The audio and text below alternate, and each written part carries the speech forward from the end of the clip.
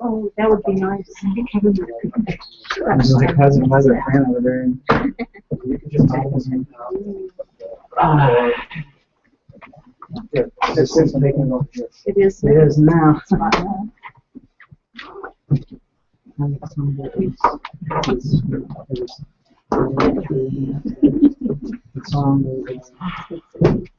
Yeah, we saw it. I don't know.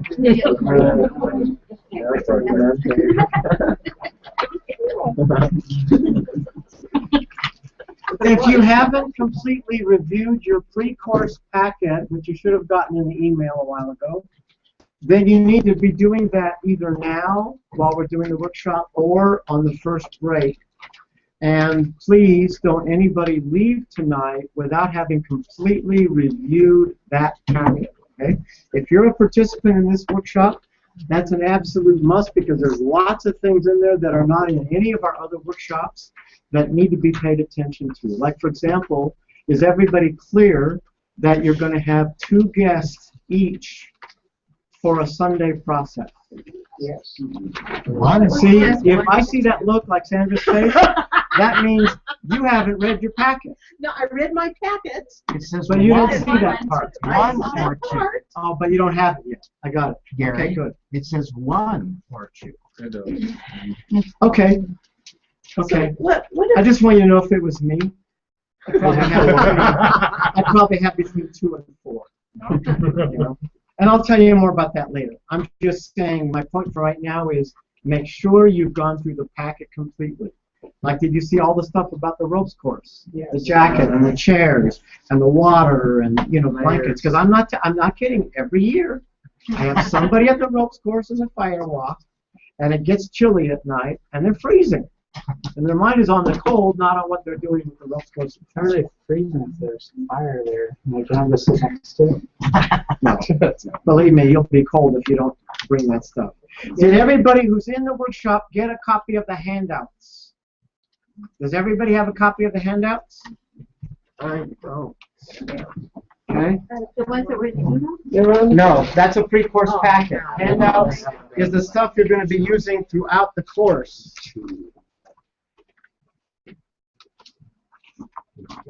Is this also supposed to be filled out? Gary, is that one? I'm sorry, say it again? Is this also supposed to be filled out? No, you don't need it. Not just tonight. Or are we filling out through the course? No. Those are the handouts, not the pre-course And I was packet. asking if it was also, so no. Right. You don't. Okay. It's just stuff you'll be using throughout the course. Anybody else? Everybody got them? Anyway, Gary, I got clear. Yeah. He's not paying attention. Look, At midday, there's a 7% chance. I'm trying to help. Yeah, we'll talk about that later. He's saying there's a 70% chance of rain on Saturday, which means you want to bring your windbreakers and things like that. You know? He's still We need one more. Yeah, it's gonna be wet. She needs back. Actually, Good. we get to soak your feet with her. Okay, did everybody get a handout? Everybody's got handouts if they're in the course. If they're guests for tonight, you don't need one. But if you're in the course, he's going to get he's out there. Okay, never mind. I guess he's going to get one. He's out there right now.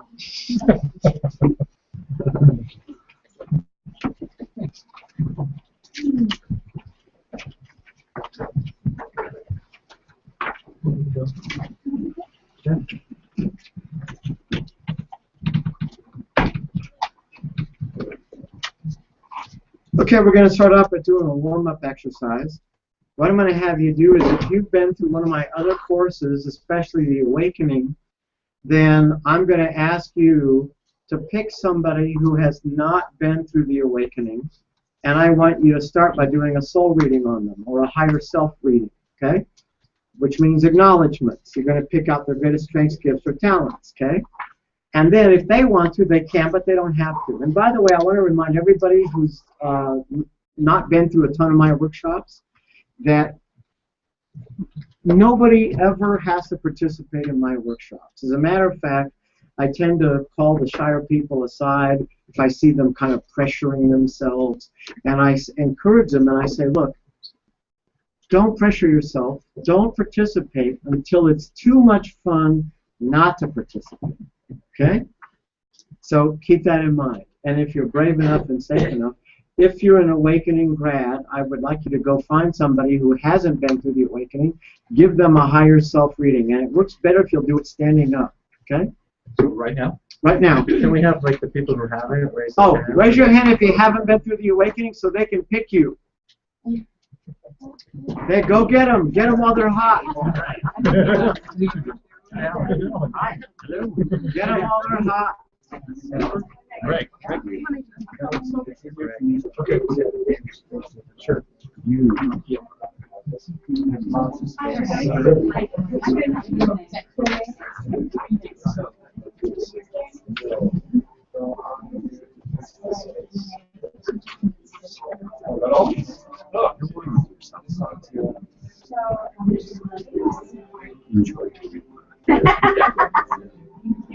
Enjoy.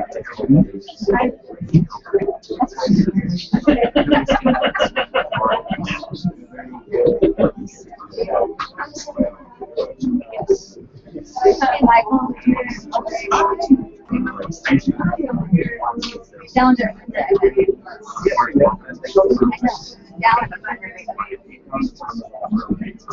It was funny. Do me a favor, since he hasn't been through the awakening, what if you do one on him? Oh, okay. Okay. Okay. What do we do?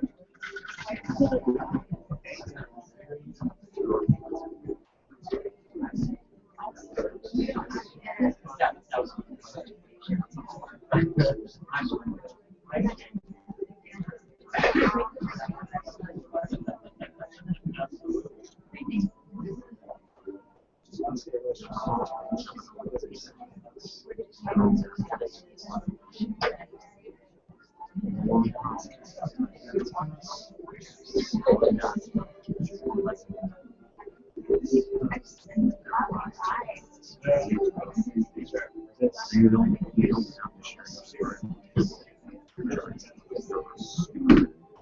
Thanks for the word. Just make them just yeah.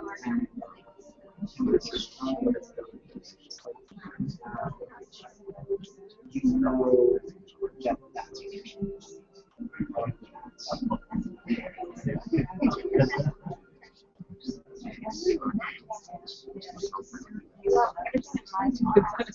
know that that's some sort of a anguish. It feels like winter. His verse. Get your itinerary. Well, you didn't have real breath. It's like crazy. Well, there's some sort of As soon as you're done, wrap it up and have a seat. Not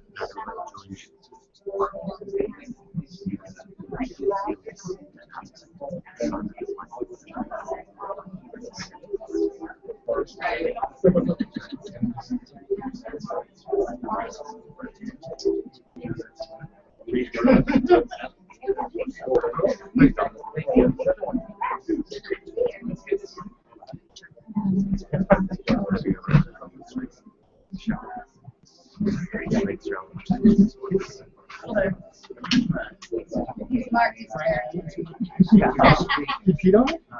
Okay, wrap it up. Have a seat.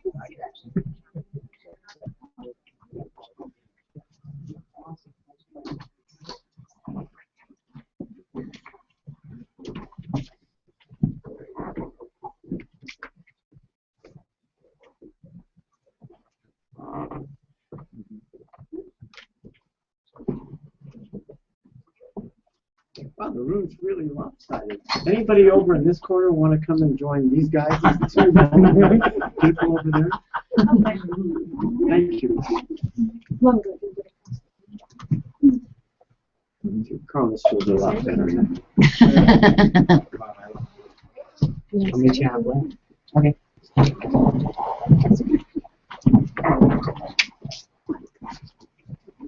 Okay. Now, I would like you to actually do this as a visualization. It can be eyes open or eyes closed, but I really seriously want you to do this. I want you to imagine and raise your hand with each answer that you get. If you continue to grow and learn in your love life, what blessings would you realize in 5 years? What do you imagine you might realize in 5 years? Raise your hand and put it back down with every answer that you get.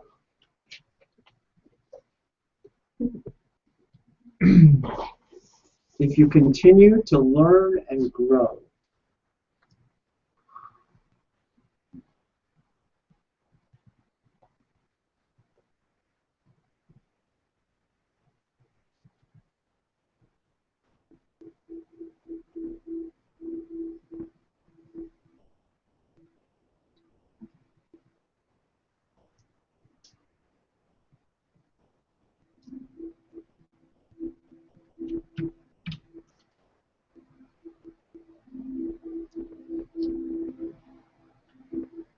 good. Now I want you to imagine the same question but within 10 years. If you continue to grow and learn in the area called your love life, what blessings would you hope to gain within 10 years?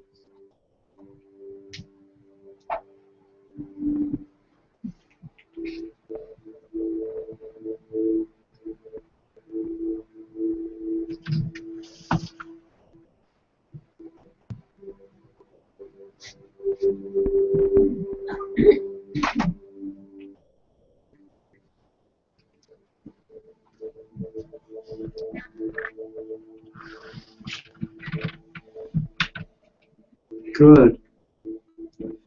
Now ask yourself, if I continue to learn and grow in my financial life, what blessings would I hope to gain in 5 years?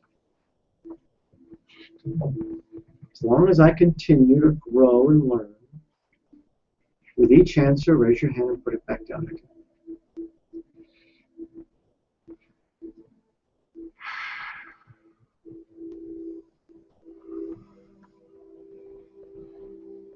With each item, raise your hand and put it back down again.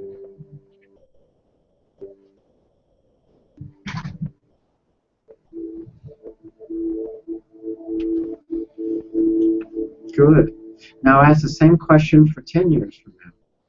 If I continue to grow and learn in my financial life, what blessings do I hope to gain within 10 years from now?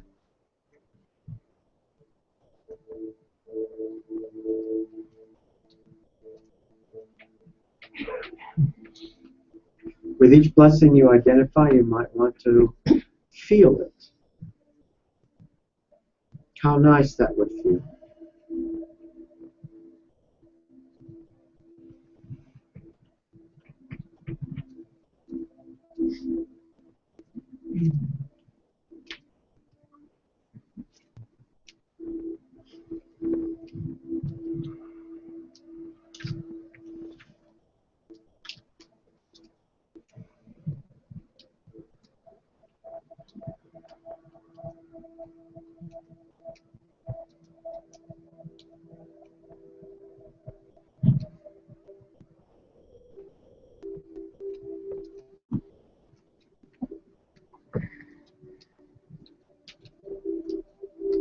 Good.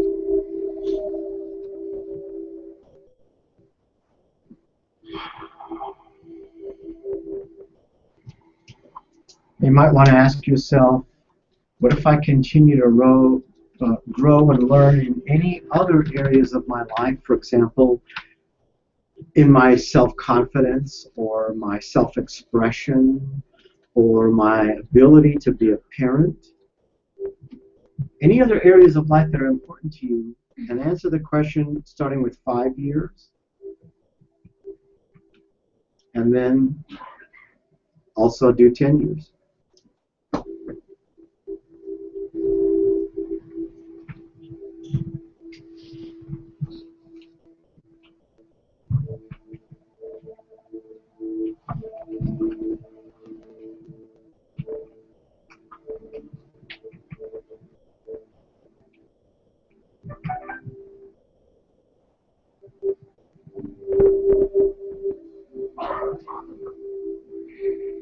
Good. Okay, come on back to the room. Now let me ask you, if I could wave a magic wand, and I could take the blessings that you're anticipating in 5 years from now, and I could bring them to you within a year and a half or 2 years, would that interest you? If I could take the blessings you're going to get 10 years from now that you're hoping to get, you're anticipating, and I could bring them to you in 3 or 4 years, would that interest you? See, the way to do that is to accelerate the pace at which you grow. Because if you're growing at, 50 miles an hour right now, in 5 years or 10 years, you're going to get certain blessings. But if you crank that up to 75, those blessings are going to come a heck of a lot sooner, aren't they?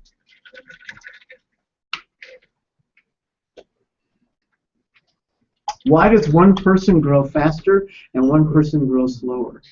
What determines how fast or slow any human being grows? So after many years of investigation, I'll tell you a tiny bit about how this happened. Early on in the awakening, this one group kept commenting about how these two women in the awakening were like twin souls of different mothers. And they commented several times.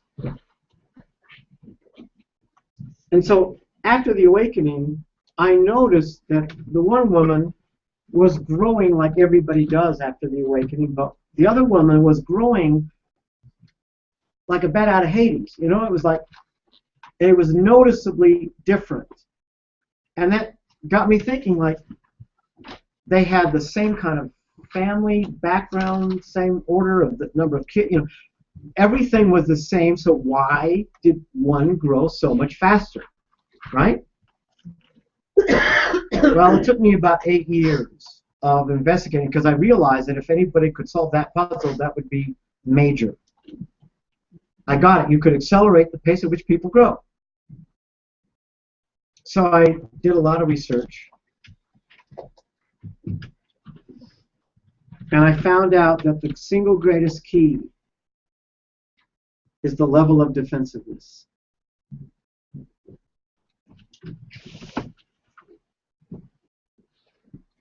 If you're a human being, then you're defensive at times. But your level of defensiveness determines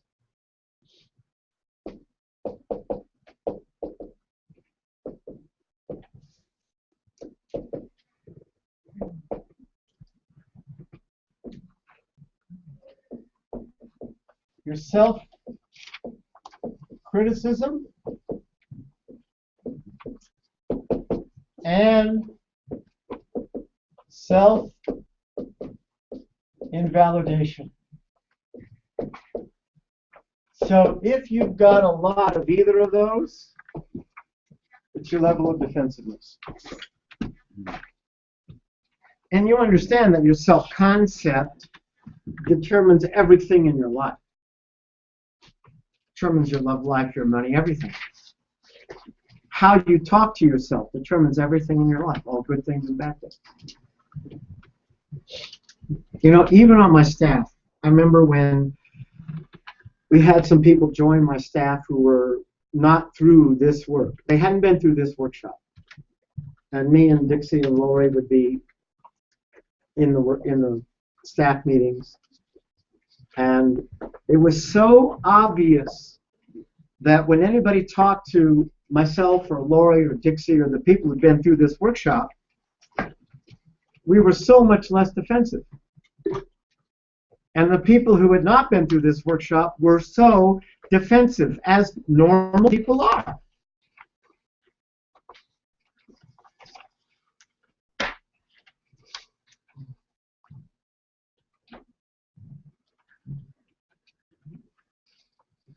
Why do people let fear run their life? Why do people care so much about what others think of them? Why do people sabotage or resist or avoid doing what they know will serve them? Why do they avoid procrastination? Why do they, the way I like to say it is, knowing what you need to do is not the same as doing it. Do you ever notice there's kind of a gap sometimes?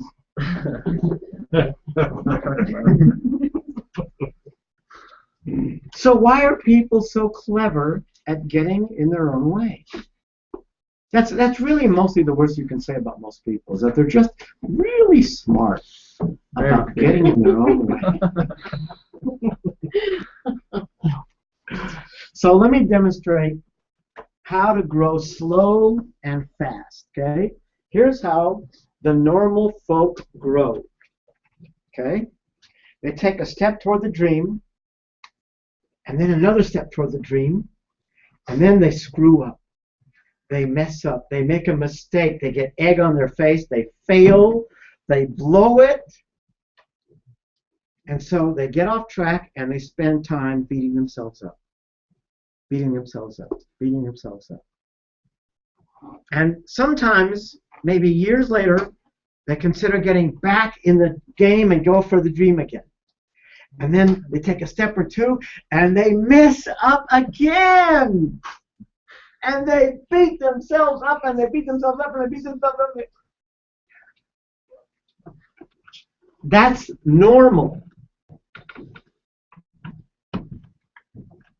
Now, if you want to go fast, what you do is you take a step toward the dream, make a mistake, blow it really big, really huge mistake, and you get the correction. Take another step or two. Big mistake! Oh my goodness! Egg on my face! And you get the correction.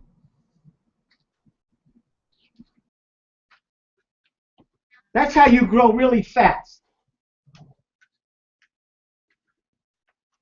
How little time exists from the time you really mess up to the time you're back on track with the game? How much time do you waste beating yourself up? That determines how fast or slow you're going to grow. So once I realized that the key to accelerating the pace at which people grow was their level of defensiveness, I realized that if I could lower anyone's defensive thermostat even a degree or two, I would greatly increase the rate at which they grow and the blessings that would then come to them sooner. So our goal in this workshop is to eliminate the devastation that defensiveness has on us. We want a new relationship to defensiveness. We want to eliminate defensiveness as much as possible, which will dissolve self-criticism and self-invalidation. Now, for those of you who've been through the awakening, for those of you who haven't been through the awakening is kind of like the Cadillac of the models in my organization. It's the retreat that we do. It's the kind of the pinnacle thing. And but I want to make a distinction here, because the awakening is about the reality having a profoundly moving experience of your magnificent self, your true self, your highest self. It's off the charts, okay? In a way that you can never really forget, the depth of your goodness, that you are good, that you are perfect, okay?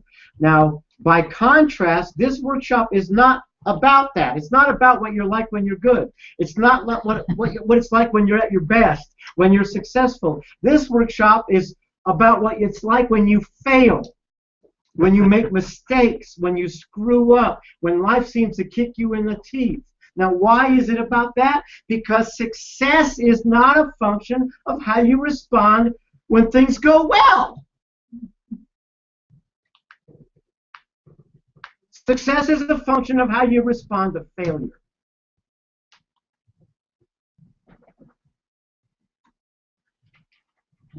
How many of you are human beings? Raise your hand. Can you repeat that last part? See, I knew there were some aliens. They love these workshops. Can I repeat that? Yes. Just for you, Emily. I would love to. Success is not a question of how you respond when things go well. Success is a function of how you respond to failure. Thank you. Who lost the most political elections in history? Lincoln. Who has the biggest record for strikeouts in baseball? Babe Ruth, right? Most of you have heard these kind of stories. You know, Kennedy wouldn't have got elected unless he did such a good job of handling his failure in the election before. That made him a national name. The way he responded when he lost. So, if you're a human being, then you are designed to grow, to progress, to succeed. The trouble is you cannot learn and grow without making mistakes. Oh, how sad. You mean it's part of the game? I mean, we can't do it without those big mistakes, without making messes, without falling on our face. So the more willing you are to fail, the greater your odds of success. You and I will make mistakes, and we will make a lot of messes. Life is not about learning how not to make messes. Because based on our physical bodies and a physical universe, we are mess-making machines. And by the time we're even conscious or aware of the fact that we've made a mess, it's usually a long ways down the road. Golly, 6 months ago, that was idiotic. I mean, did I do that? I can't believe I did that. I'm embarrassed.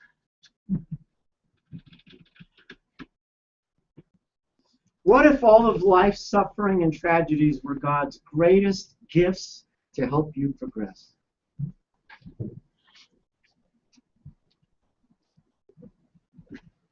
Read a quote from the book I just finished writing. I told this at my mom's funeral because she really supported me in getting the book out.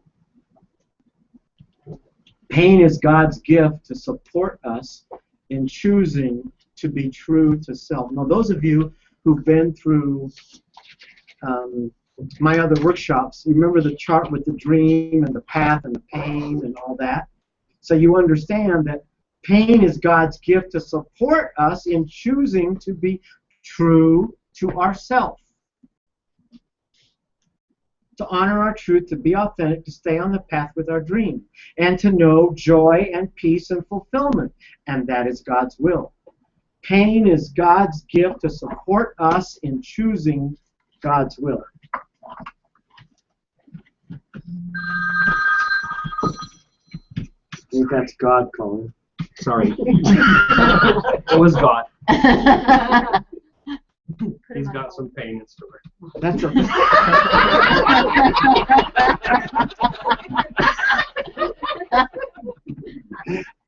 That's a signal for everybody else to look and see if your cell phone is off, and please turn it down. What happened to the air conditioning? Okay, make sure they don't turn it all the way down, otherwise it freezes. Yeah. 65 is the lowest they should have. Thank you. Is yours still going? Okay. Okay, do me a favor. While I give the phone number to try to call, everybody pair up and share any thoughts or feelings you've had about what I've said so far. Go.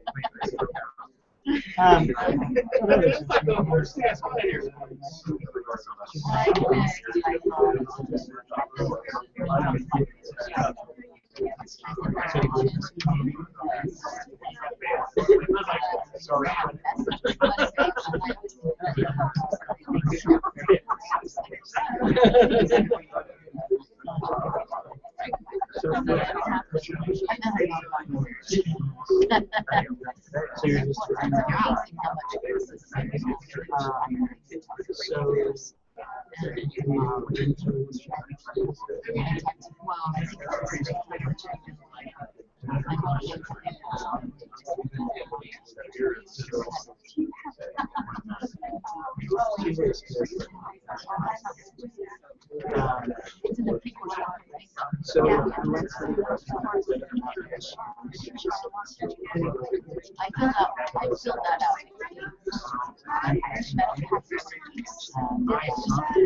The one that the community up there. I can't remember what I showed you about Oscar Evans. And I feel like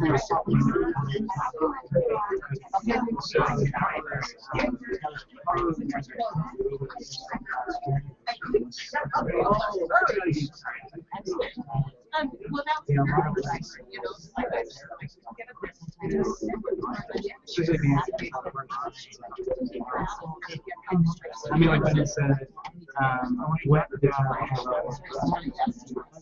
was like kind of fast.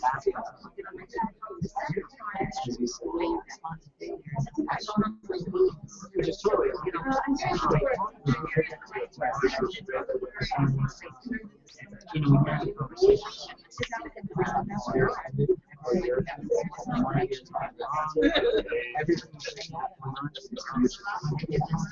and so if you can and be aware of when somebody else to try to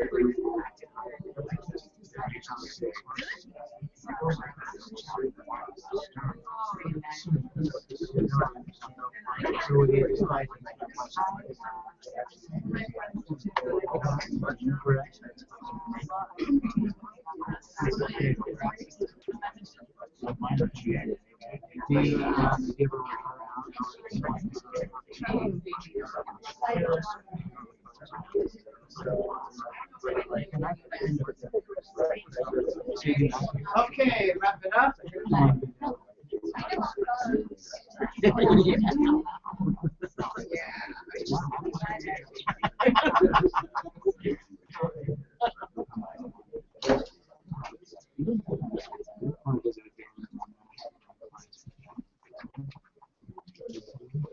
Now let me mention that even though this is an experiential workshop and it tends to be fairly entertaining, it is intensive learning, and if you are somebody who's highly intelligent and tend to be a little more of a left brain kind of learner, you may need an extra amount of stimulation so that the pace at which the info is delivered does not become boring.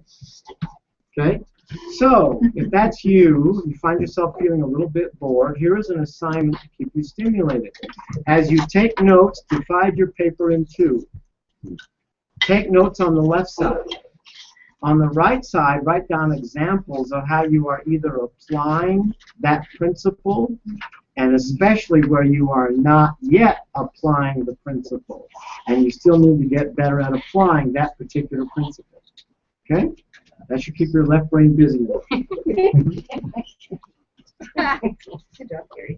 So, if you are a human being, your job is to make messes. That's what you get paid for, to make messes. Let me tell you, if you're not making some, Warner even said, the caliber of, the size of a person by the size of mistakes that they make. All right. And I would say, the caliber of a person by the caliber of mistakes that they make. Because if you're not making really juicy mistakes, if you're not getting egg on your face regularly, if you're not saying I'm sorry to somebody many times a week, you ought to get a life. Get in the game.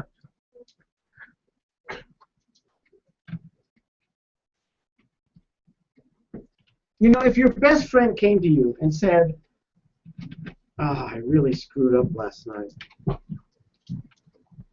and he or she said, "You're an absolute loser." Isn't this how you would respond to your best friend if they came to you like that? Wouldn't you say, "You know, Sally or Jim, I've always suspected the same thing myself. But now that she says it, I'm pretty sure it's true."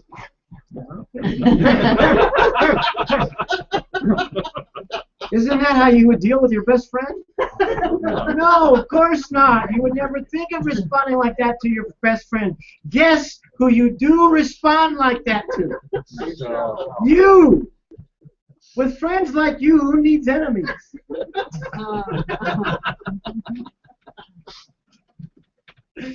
The key difference between the most dysfunctional people and the most functional people, between the most she doesn't know that her back is on the lights.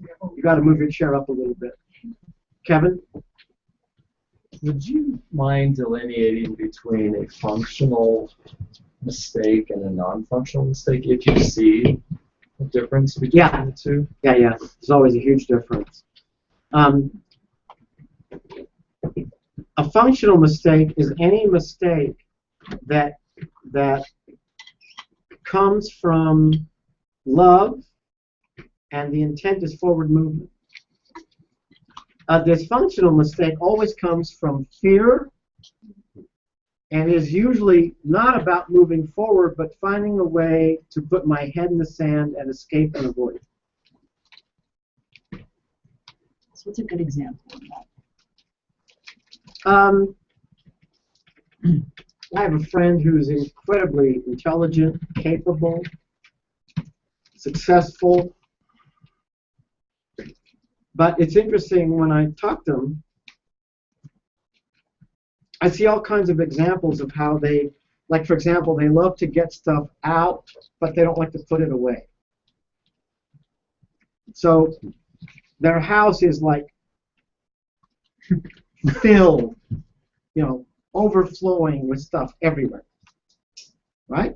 So just a very simple habit, but it's about going unconscious. Well, I don't mind getting it out, but someone else will put it away. That's a good example of escape, going unconscious, head in the sand. And there's, everybody, all of you can all name half a dozen like that, where you just put your head in the sand, you go unconscious. You know what I mean? If you're in school, it's about homework. If you've got a private practice, it's about not making the phone calls. If you're a businessman, it's about not putting your ass on the line. Everybody has lots of examples like that. The difference between the most functional and the most dysfunctional and the most functional people, the most unhappy people on the planet and the happiest, the most ineffective people and the most effective, the most unsuccessful and the most successful people on the planet, is how they respond to bad news. How they respond to failure, mistakes, the mind, Wilbur, the fight or flight mind, that voice that says, "Shut up, watch out, don't do that, get out of the way, no one likes you." To crisis. How does one respond to the negatives in a way that strengthens, in a way that builds emotional muscle, in a way that helps us to learn from situations so we can truly rise to higher ground, rather than having to act out the same old dysfunctional pattern and get the same ugly results and feel the same pain over and over again, year after year?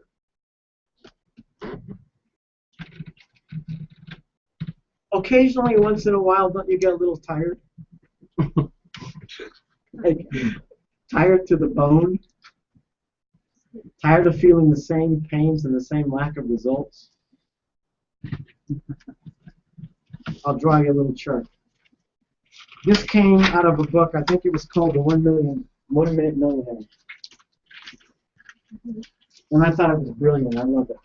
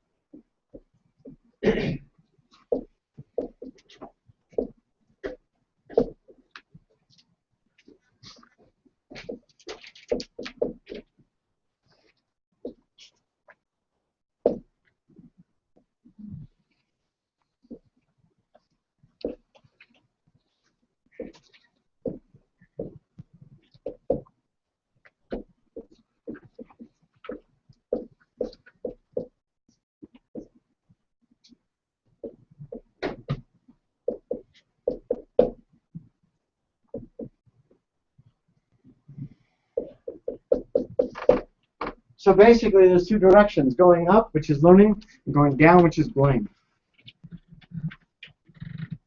You want to watch your life go, right into the toilet. Just blame everything, anything you can. Blame everything on somebody.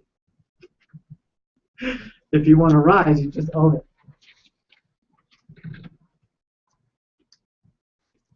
In your handouts, Christine. My question was just on how to fill the gap between owning something and doing something. Because I'm awesome at being like, if someone was like, hey, your math homework, it's kind of really a big problem. I'd be like, yeah, Right. it is. Right. But it doesn't mean I'm going to go home and do it right now. Like, Right. how do you fill that gap? Because I don't think I'm highly defensive in a lot of scenarios, but I can see a lot of scenarios where I'm like, yeah, absolutely. I totally own that. And then I just don't care. And I keep not caring. Got it. That's a long discussion, so I'll give you a short version of the answer. Human beings live in 3 states, and only 3 states. Resist, succumb, and choose.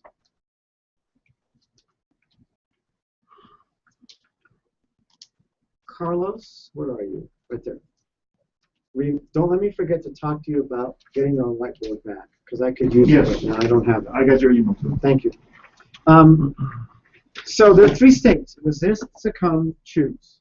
Okay, and learning how to spend more time in because only choose has satisfaction in it, or fulfillment. The trouble is, when you're 1 and 2 and 3 years old, you learn to resist. No, I remember Eli. No, Eli, when he's like 2. No, Eli, I don't want to know. Just do what you feel like, unless someone takes it away from you. And then you learn that good boys and good girls do the right thing and do what mom and dad want them to do, so you learn how to succumb. Okay, I'll do it. Okay. And that's where most adults spend 80 to 95% of every day. Going through the motions. Okay, I know it's my job. I said I would do it. Okay, I'm on it. Okay. That's what you spend 80 to 95% of your day. Going through the motions. There's no love, there's no life, there's no satisfaction. It's just being good boys and good girls, and life is the pit. Then there's choosing. Now, to get to choosing, because most people, when you say choose, they hear succumb. To really choose to do the dishes, to choose to do my homework, to choose to do the laundry, whatever, pay the bills, whatever's not fun. In order to truly choose, you have to take the arrow out of your back. You have to, whistle while you work. Whistle, you have to choose in, sing and dance. Okay? But that's not easy to do, because the brat in us, and the way you know you're not really owning it is because when you truly own it, you'll see yourself do it. While you own it, go, yeah, that's me. The brat is going, and I ain't going to do anything about it. You can kiss my butt. You'll never take me alive, coppers. So that's why the skill we do on Friday about embracing the brat is so vital. And even though most people don't really get that exercise, they don't really get the power and of applying that principle of learning how to embrace the brat. Because I've had people over the years who really got that principle, who really got what it was like to embrace the brat. I've had executives who, Fortune 500 company executives who could see that their job was on the line because they kept procrastinating about certain things, and then they finally got that principle, and all of a sudden they took off because they got. And I've had students. Thinking of one right now off the top of my head, son of a very famous man, who was, brilliant and procrastinating like crazy, and grades were falling down. And by teaching empowerment dialogue enough to where he started to really choose in. I mean, he was like straight A's because he wasn't resisting it anymore. It wasn't in the brat. So, you know, with that idea in mind, just know that when there's something that you know you want to choose into, but you just can't get yourself to do it. Like, no matter how hard I try, it just, the kid in me will just won't do it. Then you better get somebody and do some empowerment dialogue and keep going. I mean, I remember when I was trying to figure out how to get myself to exercise because I just knew I wanted to. And I bet I did empowerment dialogue virtually almost every day for almost 4 months. And the bottom line, this is so funny, the bottom line was that the little brat inside of me finally came to an agreement. So, okay, I'll exercise, but I got to do it while watching X-Files. You know, it took me 3 months to get that. You know what I mean? So now that the show's over, you don't exercise anymore. I'm watching it again. I'm starting over at the beginning. I went from West Wing to, you know. So it is there, it's available. It just sometimes takes a lot of work to kind of let the kids see how we can choose it. Yeah. Thank you for the question. Let's acknowledge it.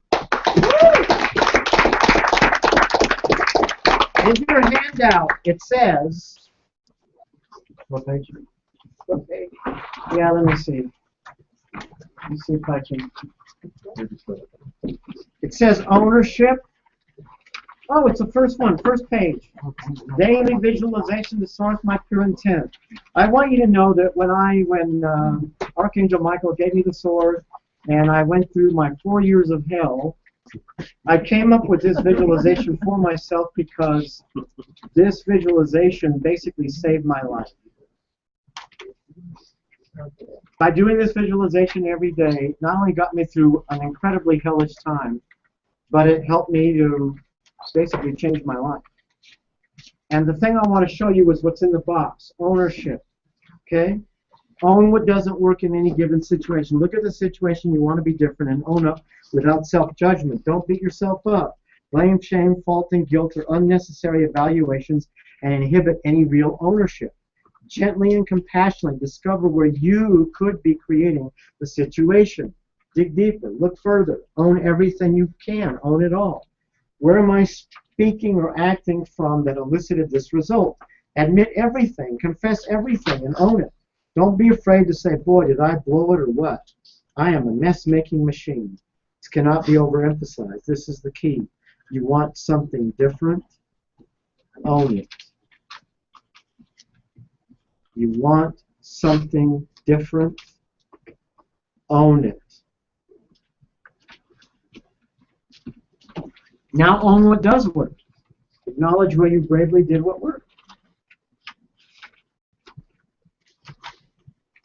Now here's a great law. You're going to love this one. The law is that if you face this crisis well, the blessing that comes out of it will always be larger than the crisis. Always. It's the law. Is that in our thing? No, I don't think so. It wasn't in your handout. It's out of my manual. Can you repeat it? The law is that if you face this crisis, whatever crisis, well, the blessing will always be larger than the crisis. Oh, the air conditioning's on again. Oh, good. Yay. Yay, blessing. Larger than the crisis. There have been times in my life when I got hit in the face with a 2x4, you know, losing my business or, you know, IRS, just whatever, you know. And I would look up at God and go, let me tell you, when this is done, you're going to owe me so big.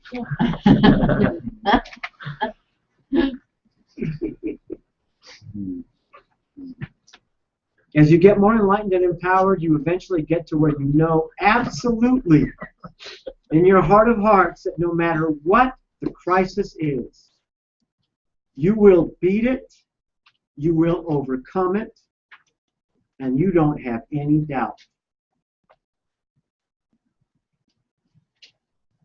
You can look forward to that. You need some new pain, some new problems. Yeah.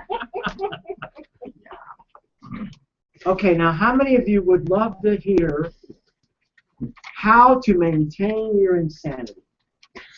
No, thank you. The way to continue your insanity, to hold on tightly to your dysfunction, to fight dearly for your insecurity, it's mine and you can't have it. To maintain your failure, to keep your self-esteem in the toilet, is to defend yourself. When you defend, you anchor in the reality that you are bad and wrong. Let me say that again. It is in being defensive that you create and maintain the attack. It is in being defensive that you create and maintain the attack. It is in being defensive that you create and maintain the attack. I like the way Warner said it when he said, when you pretend to be okay, you don't believe that you're okay. If you could admit that you're not okay, you would get it that you're okay. You're okay. Get it? Don't be a perfectionist. Be a progressionist. Michael? Jerry, when you whispered to Warner, who are you referring to? Werner Erhard, the founder of EST in the old days. There was a time when EST was much bigger on the planet in psychology than, say, Wayne Dyer or Deepak Chopra or Dr. Phil or Tony Robbins. You know what I mean? They were actually small compared to what he was doing at one point. And anyway, so if you want to see a really great video of what he's doing these days, go on Netflix and watch Transformation, The Life and Legacy of Werner Erhard. Unbelievable, man. Can you imagine somebody taking on the end of hunger within 20 years? Wow. Talk about courage. Casey. Did he pass away, or was that Mel Wasserman? That was Mel Wasserman. Okay. Yeah. I was thinking it was him for some reason. So he's still alive? Who? Werner Erhard? Yeah. Yeah, when you watch the video, you can see he looks pretty good for his age. The way to overcome defensive. How many of you are ready to hear how to overcome defensive? Yeah. Good. Good. I've enrolled you. See, facilitating is enrollment. The way to overcome defensiveness is to stop defending. Admit that you are wrong. Admit that you sometimes are a jerk. I know I am. Embrace the reality that you are sometimes a jerk. Celebrate the fact that at times you are incompetent, a fool, an idiot, dysfunctional, a dodo head. You is a dodo head.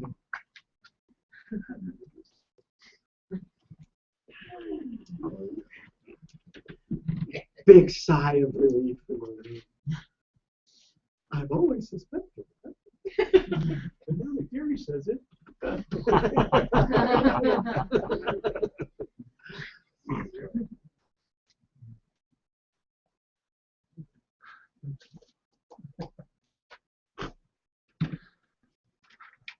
Okay, I want you to get a partner, and I want you to try, do your best to celebrate the fact that you is a dodo head. So I'm going to go back and forth, back and forth. You and your partner are going to have a contest to see who can be the biggest dodo head. So you're going to use the phrase, you think you've made messes? Oh, that's nothing. Why, I've done this. And then your partner will go, and then you'll go like that, back and forth. Go.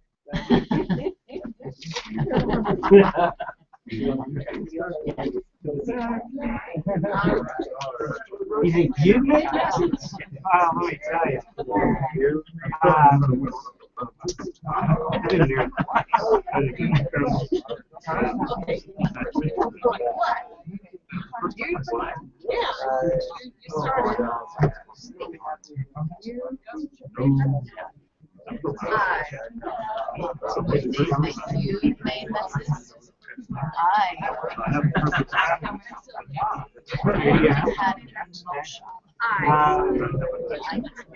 Nobody told me that.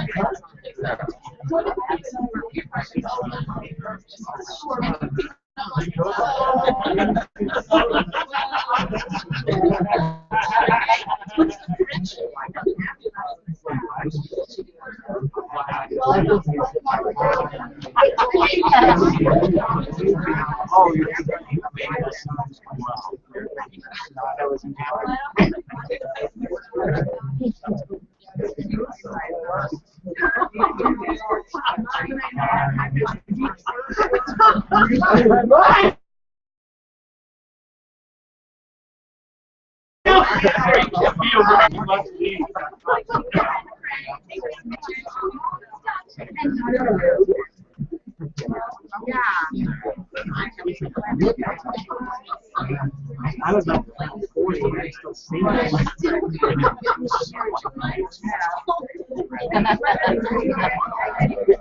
You think you I divorced somebody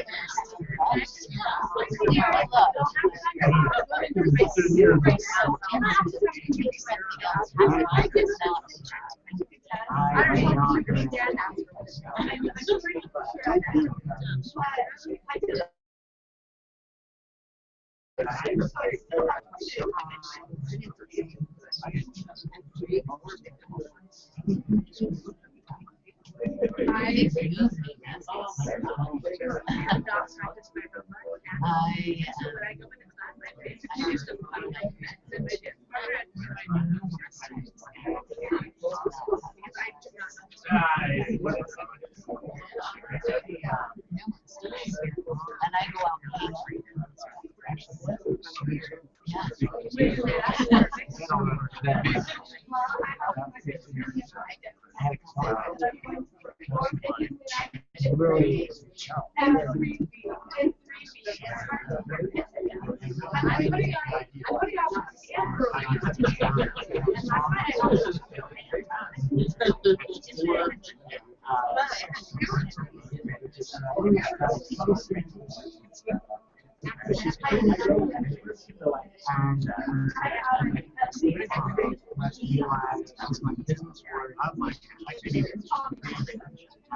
Okay, wrap it up.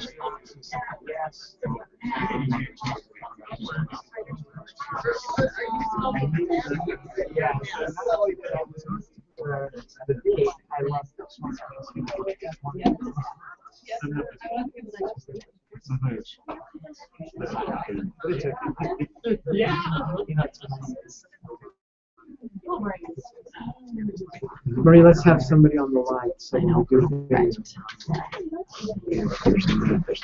It's from a great movie called Defending Your Life, where he dies in a car crash and he goes someplace, but he doesn't know whether he's in heaven or hell. and he's about to find out a little something about the nature of the universe. What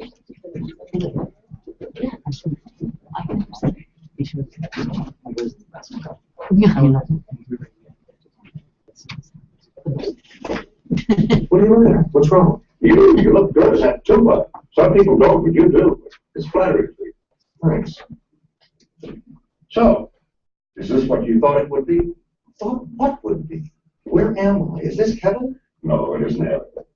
Is it hell? No, it isn't hell either. Actually, there is no hell. Although I hear Los Angeles is getting pretty close. Well, Daniel, let me tell you what's going on. When you're born into this universe, you're in it for a long, long time. You have many different lifetimes. And after each lifetime, there's an examining period, which you're in now. You see, every second, every lifetime is always recorded. And as each one ends, we sort of look at it.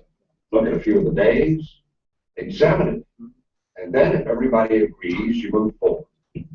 What do you mean move forward? I mean move forward, continue onward. The point of this whole thing is to keep getting smarter, to keep growing. Use as much of your brain as possible. For example, I use 48% of my brain. Do you know how much you use? 47? 3. 30.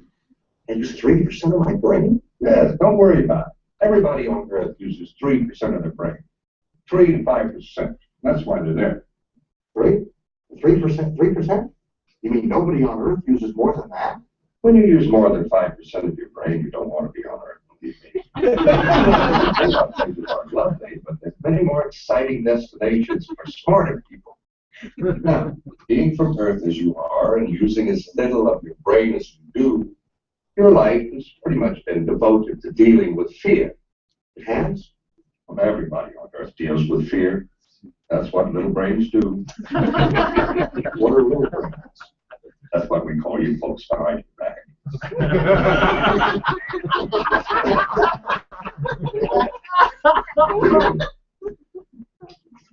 Boring. Well, I'm just like you. I was on Earth a long time ago. But I advanced. I moved forward. I got over my fears, and I got smarter. Did you have friends whose stomachs hurt? Every one of them. Fear. Fear is like a giant fog. It sits on your brain and blocks everything. Real feelings, true happiness, real joy. They can't get through that fog. But you lift it, and buddy, you're in for the ride of your life. God, my 3% is swimming.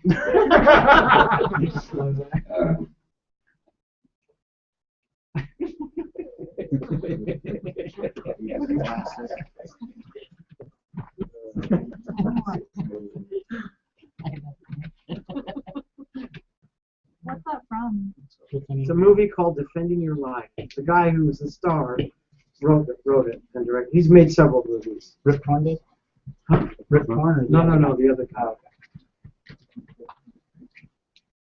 Back in those days when that movie was made, Shirley MacLaine had just come out with her movie Out on a Limb, which was about channeling and extraterrestrials and, you know, leaving your body, all this good cosmic stuff. And back then the world was like, ooh, ooh, you know. And so in the movie that he did, they go to the past lives pavilion where they get to see who they've been in past lives, right? And when they get lined up in the screen, then Shirley MacLaine comes out as the MC. And the audience just cracked up. Okay, now let me give you a principle that's really key to this particular workshop. Safety is not contradictory to risking. Safety is the foundation of risking. You can only risk to the degree that you experience subconscious safety. You can only risk. Safety is not contradictory to risking. Safety is the foundation of risking.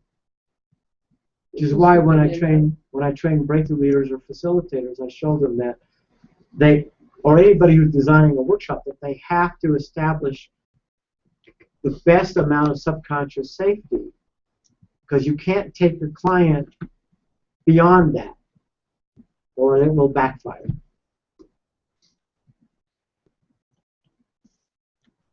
So I want all of you to do this by going from person to person, standing up. I want you to go to each person, and now remember, only if you're safe enough, only if you're brave enough. You know, nobody has to participate. If you're brave enough and safe enough, I want you to go to each person, and I want you to say what you would most like to hear to feel safe. What would be the best thing that anybody could say to you to make you feel safe during this course? And then you go to people and you say it to them. So since everything is a projection, if you make your partner who's standing in front of you really get what you're saying, who's going to get it? You. So they don't repeat it back to you. You say it out loud. You just say it to them. And do they you say what it they like want to you're- hear to you. And do you say it like you're saying it to yourself? You can. Trista. You can. It's a good idea. Okay, stand up and go from person to person. You're only going to have a few minutes. Okay.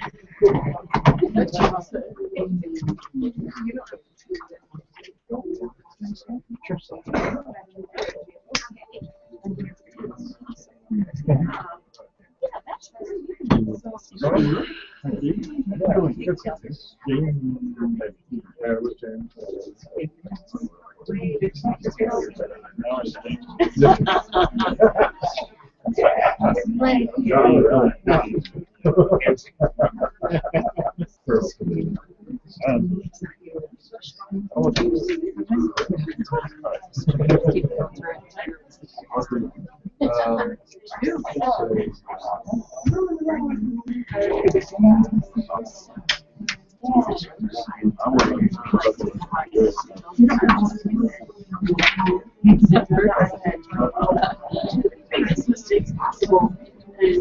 So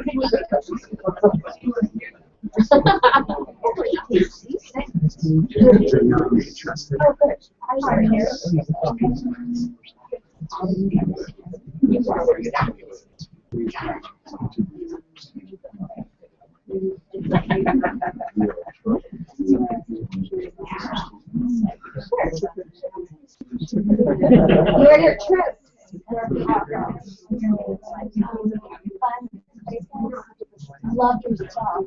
Okay, wrap it up with the person you're on and have a seat.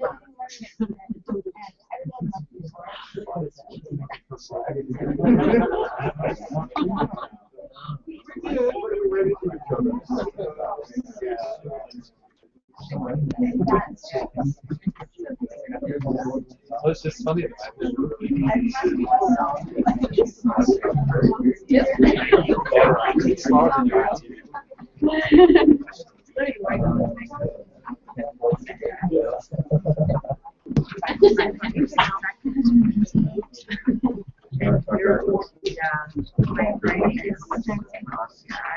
Okay, let me tell you about the game called Participants Observers.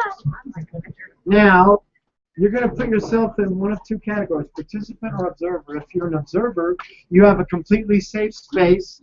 You can volunteer at any point. You can participate in any particular exercise, but you never have to. It's a completely safe space.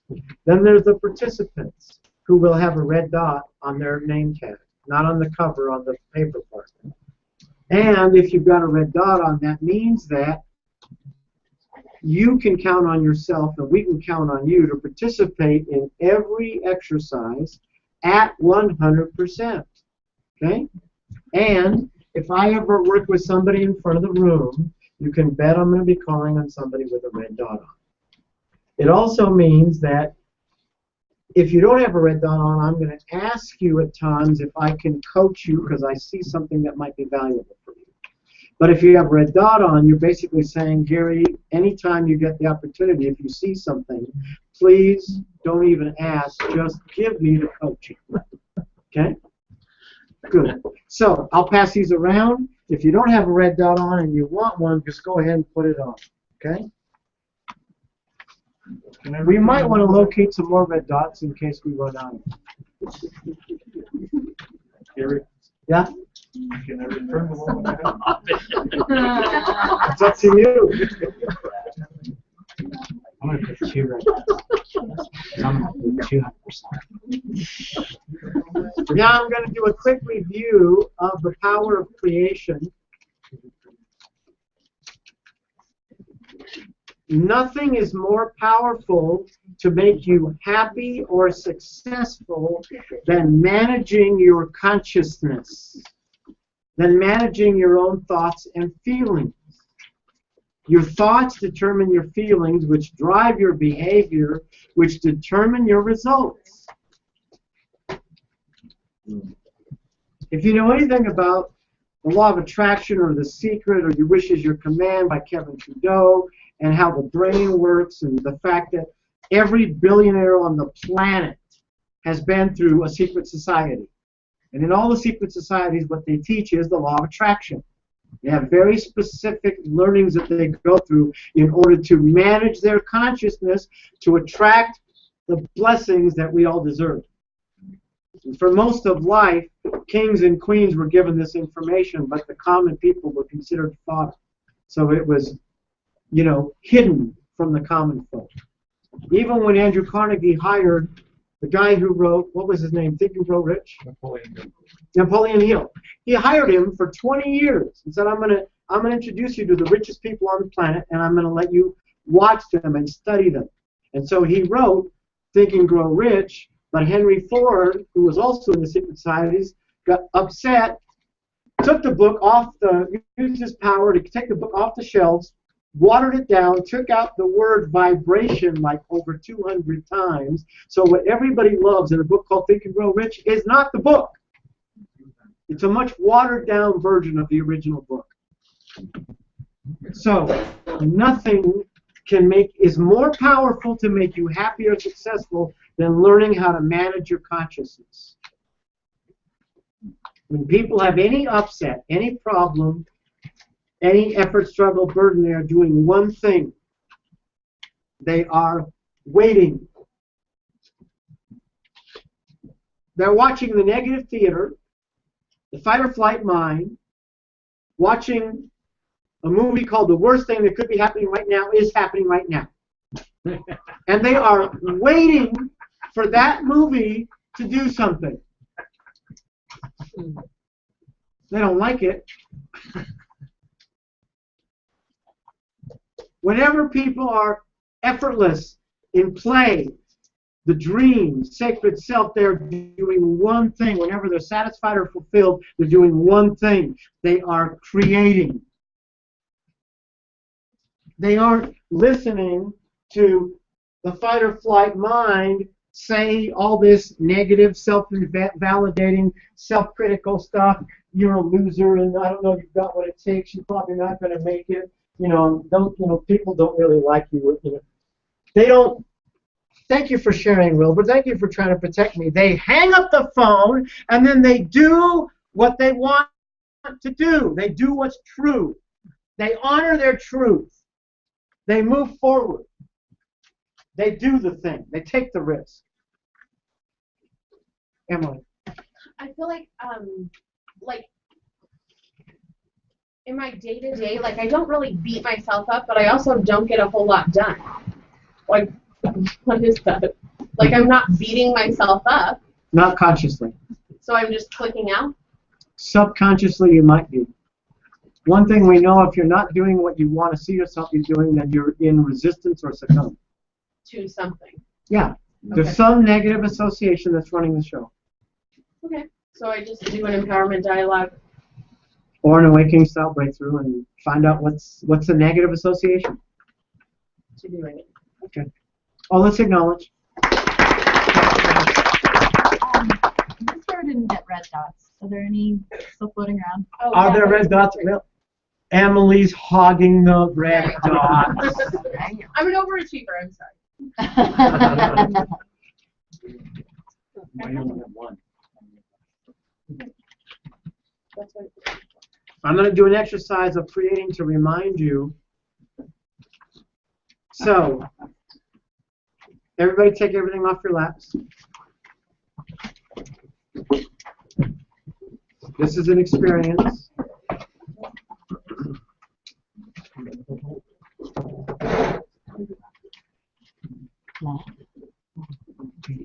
I like the way Werner said, you and I possess the power to transform the quality of our lives in every right now, no matter the circumstance. Doesn't matter if you just lost your job. Doesn't matter if you looked in the bank and you were off by 1-0. Doesn't matter if you're up till 3 o'clock in the morning, you got to get up at 5 and your elbows are in the grease and your boss is yelling at you to do it right and she's doing it wrong. None of that matters. Because you have the power to transform the quality of your life in every right now by the power of creation, because you're a human being and you have that power. Okay, ready? When I count to 3, I want you to create the experience of gratitude.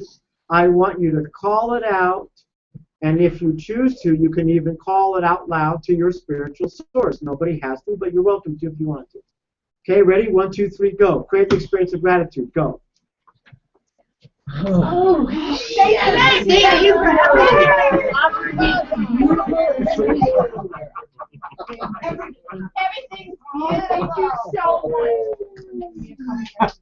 Thank you for letting me excel and honor my spirit. I'm so sorry. Thank you. Good job. Excellent. Okay, when I count to 3, I want you to create the experience of outrageous laughter. 1, 2, 3, go.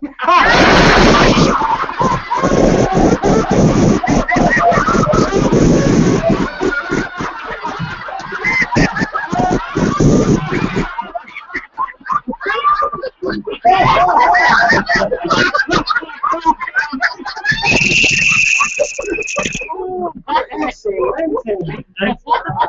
You guys are funny. Okay. When I count to 3, I want you to demonstrate outrageous acknowledgement by going to somebody and knocking them off their socks. 1, 2, 3, go. Outrageous acknowledgement.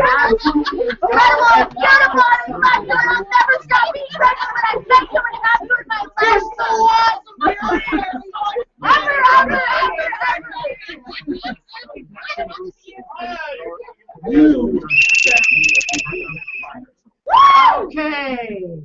When I count to 3, I want you to create a demonstration of 100% discuss. Go.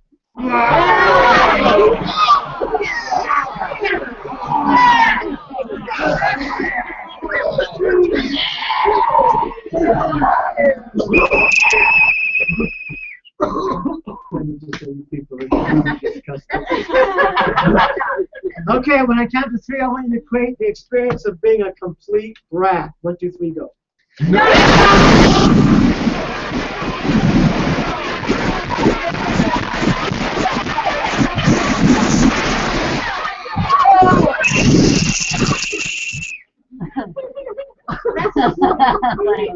When I count to 3, I want you to create a demonstration of a spontaneous argument and make it rhyme. 1, 2, 3, go. Once upon a time, are an idiot.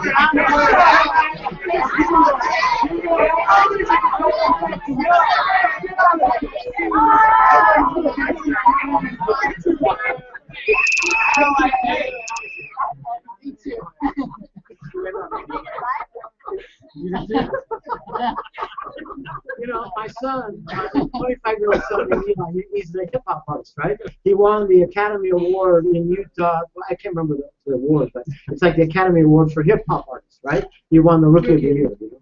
And when he was in junior high or something one time, I asked him to do, I can't remember what they call it, a rap or something, where just spontaneously, freestyle. Right? Freestyle. And like that, he got, there was like 8 people in the car. He did a rap that included everybody in the car and made it rhyme. Unbelievable. Okay, ready?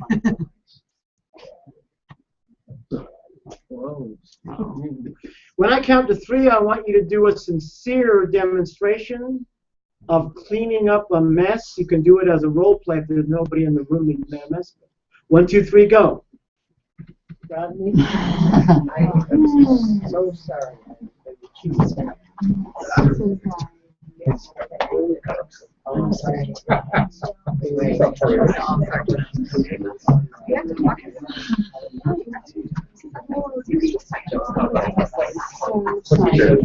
No.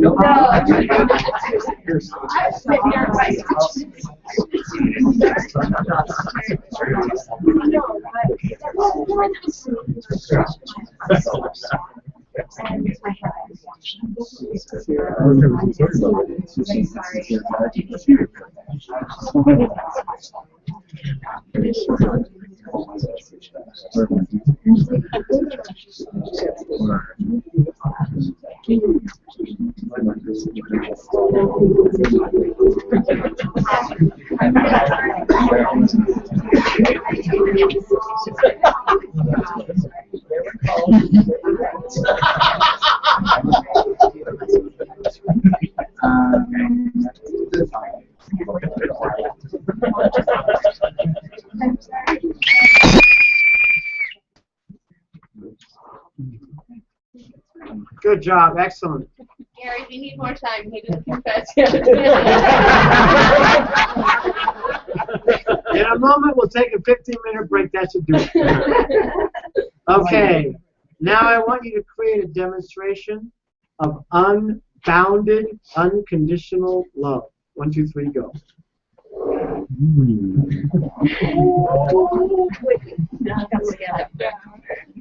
So much.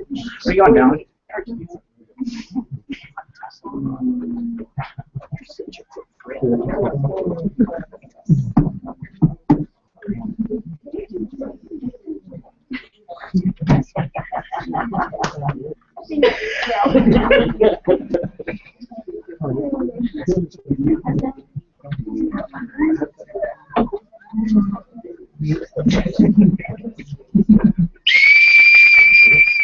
Have a seat.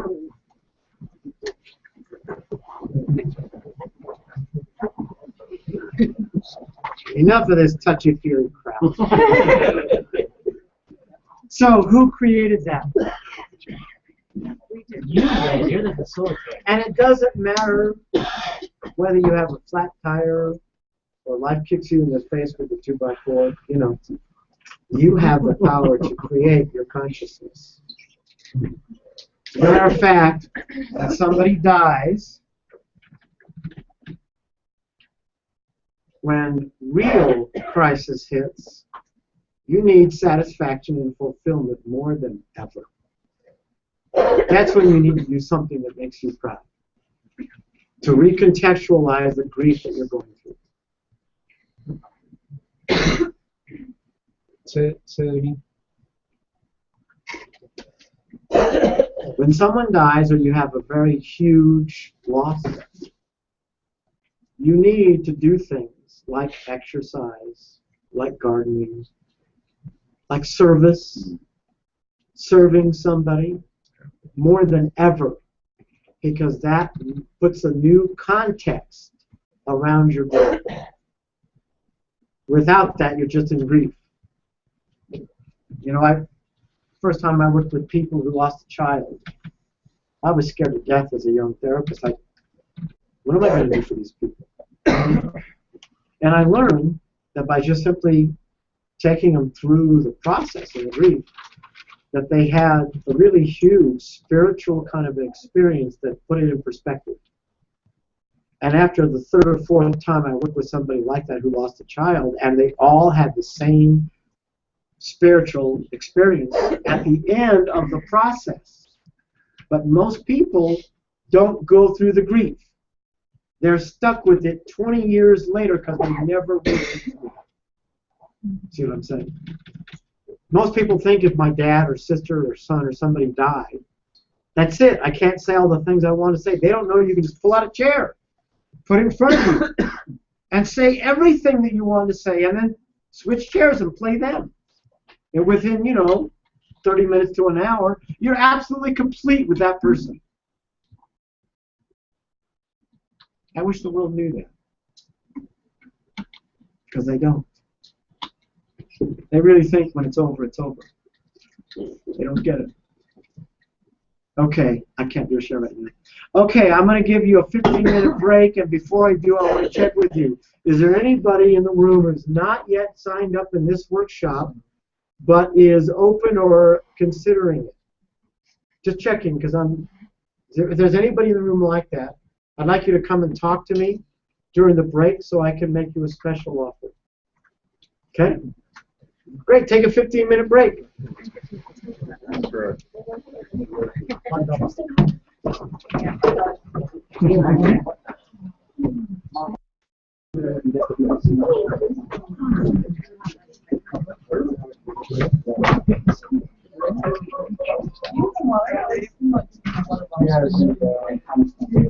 did some retreat in Arizona.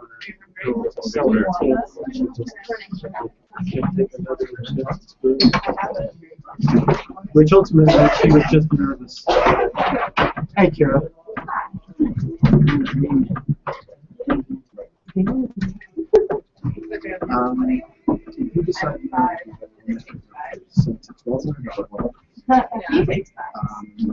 can give you a certificate.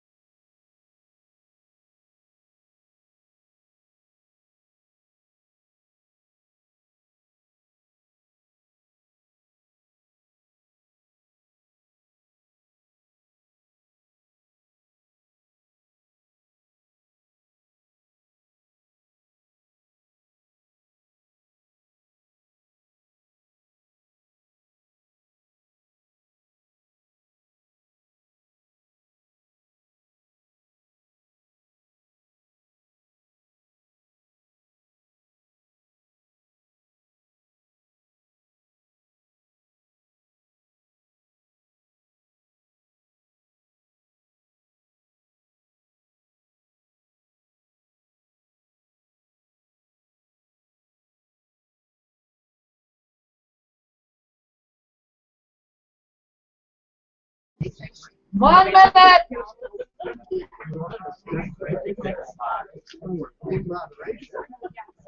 Okay, well, there was no registration. 1 minute. As part of the question, I asked several people, and you did it. So that's how I felt. But I gotta go back. Do you want to come over here? But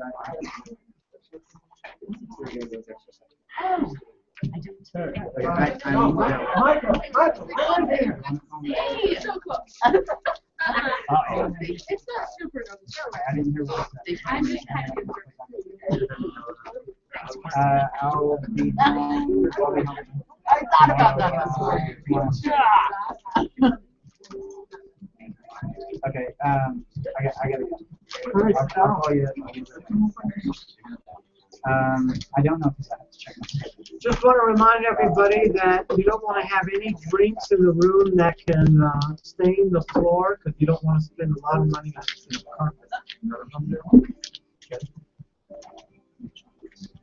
Thank you, Jackie. Turn that down. Okay, so what's possible during this course? What can we accomplish in 2 evenings and 3 days? Walk. A whole lot. Truth is, not much.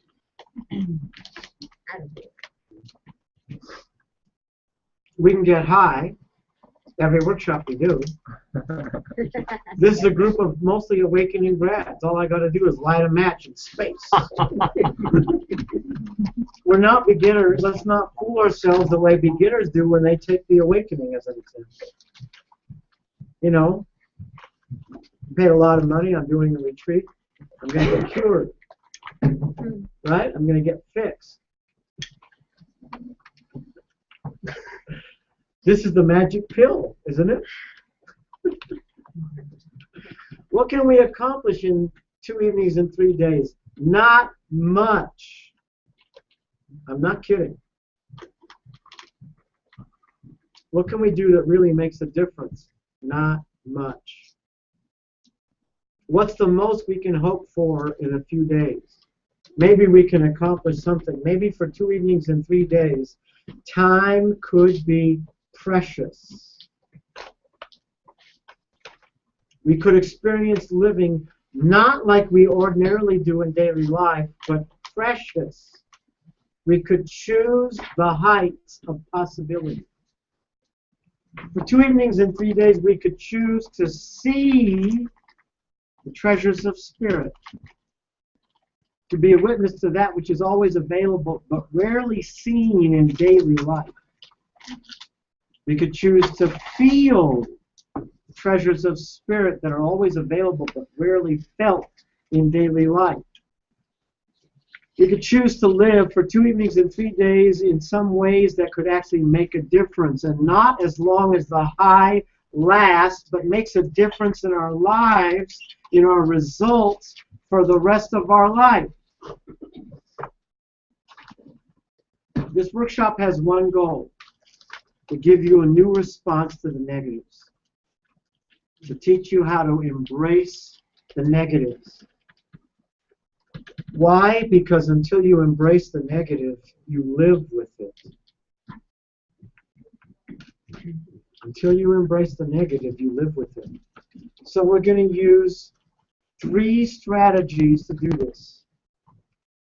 Number 1, we're going to create a new relationship to fear. Like, for example, the ropes course, the fire walk. Those have the power to give you an entirely new relationship to fear. Number 2, we're going to use a new strategy with giving you a new pair. Oh, if Jared's here, let's make sure somebody registers him. Okay, great. Oh, look, it's the most beautiful boy in the whole world. Hello, Derek.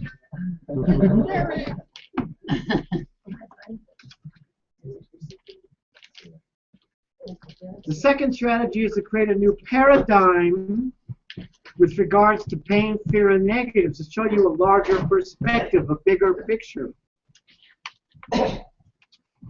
Why see a larger perspective? We need a new level of perception about all of life's pain and battles. A new level of perception will determine our behavior and thus our results. So, don't raise your hand, just call it out. Brainstorm with me, one sentence statements. Why see a larger perspective? It makes the fear look smaller by comparison. Good, keep going. Clarity is power. Yes. You can only have it as big as you can imagine. Yes. It's more inspiring. Yes. It makes light of the pains. That's right. It lets you see what you can't see. Yes. Good. But they're perspective. Yes. The greater perspective reduces the fear. That's right. Shows you how powerful those mistakes or lessons really are. They're beneficial. That's right. I want you to know that, like when I do the awakening, if I try to do the Dreammaker's process, which is about the art and science of higher purpose, spend most of the day, that's the last day of the awakening. If I tried to do that process the first day of the awakening, it would be flat.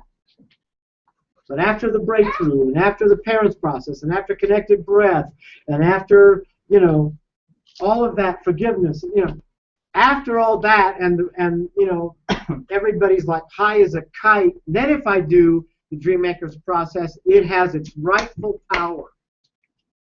Well, my favorite process of anything I do in any workshop is in this workshop. It's called the power of infinite progression. And everybody understands. You know, oh, infinite progression. I understand. Logically, you have a sense of what it means. But only after the connected breath in this workshop, only after the ropes course, only after the fire walk, only after you come in Sunday morning and you are blissed out of your mind. And if I offer people a chance to share, I can't shut you up. Only then will the power of infinite progression have its rightful power. Only then will you have a profoundly moving experience of what it means to have about why is there pain? Why is there Bosnia? Why is torture available? Only then will you get the proper perspective. And the third strategy is to lower your defensive thermostat.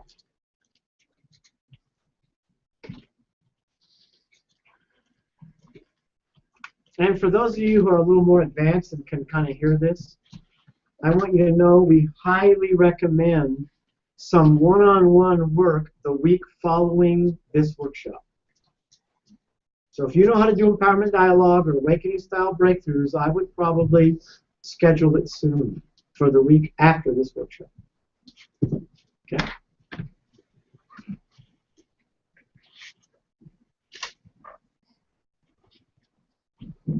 Okay, let's start with a higher perspective.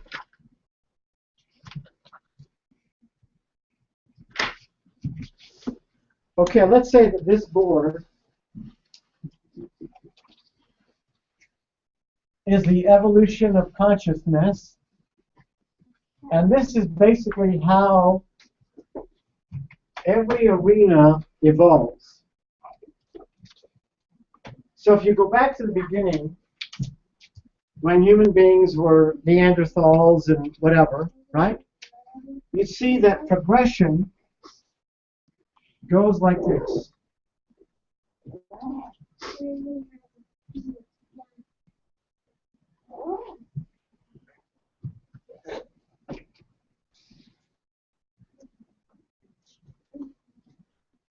Okay, so where are we today? Way over there.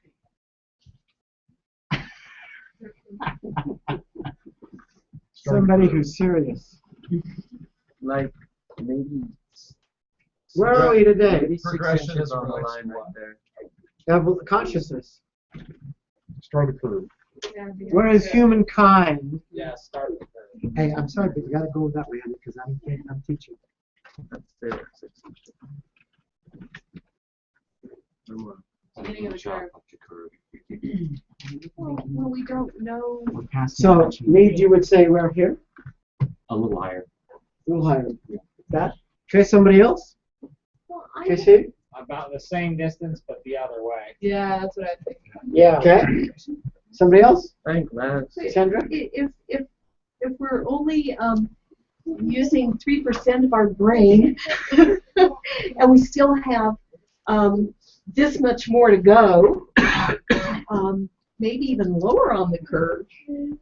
Yeah, where the bump is. Yeah. Hey, so is that the end of? Yeah, is that the end up here? Yeah, you see the movie Lucy? I'd say 86 inches. That's the highest we can go, is right there. We can't go any higher. No.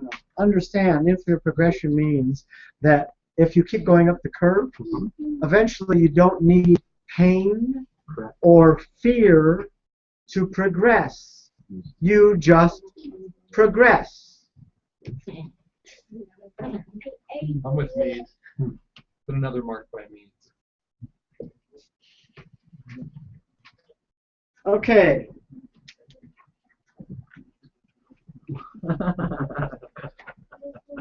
Everybody take out your handouts that say the cycle of growth.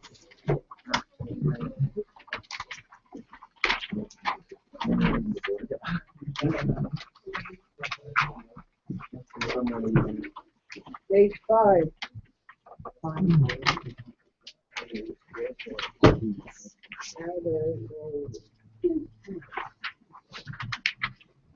going to go through these one at a time, and I'm going to make a proposal that as I go through this and explain it to you, you're going to see that in the whole of history, with all of its cycles and all of its breakthroughs, will you do me a favor and just take them out to Laura? Sure. Thank you. In all of its cycles and all of its breakthroughs, big or small, has been leading us to the biggest breakthrough of all time. And at this moment, we are on the verge of the greatest breakthrough of all time. We are living in the age that allowed us to bring the greatest leap of all time. A time when education crosses the line from education in the conceptual realm to education in the experiential realm. So now I'm going to go through this, okay? Let's say that at the beginning is a breakthrough. Now the way you know you're at a breakthrough phase in your life is because when you're in a breakthrough phase, it's like all the lights turn green, the waters part, everything just seems to be going your way. Can it get any better? You know, it's like, wow! Right? Good news. And then some time goes by, and eventually a new need emerges. One day you don't really care much about exercise, and the next day you go, gee, I think I'd like to get more into exercise. One day you don't need to go to school, and the next day you go, you know, I think I want to go back and get my degree. One day you don't really care much about money, and the next day you go, I want to make some money. A new need emerges.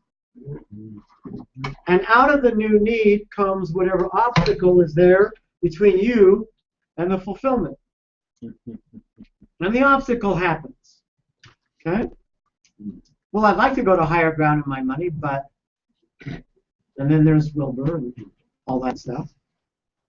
And then comes the breakdown. Where, because you are dedicated to rising to higher ground. Now, as long as you don't make a commitment, you're pretty okay. But the moment you make a commitment, and by the way, commitment and breakdown are interchangeable. You can do breakdown first and commitment second, or commitment first and then breakdown.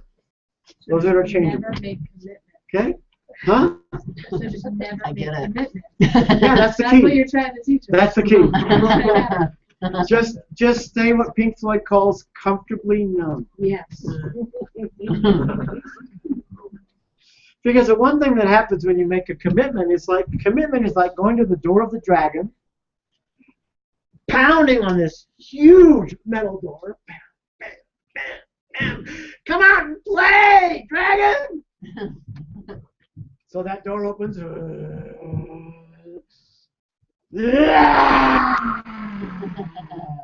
Big, scary dragons and demons and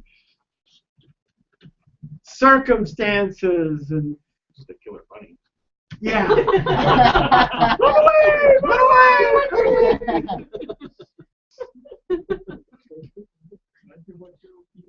Because between you and higher ground is that obstacle, which basically represents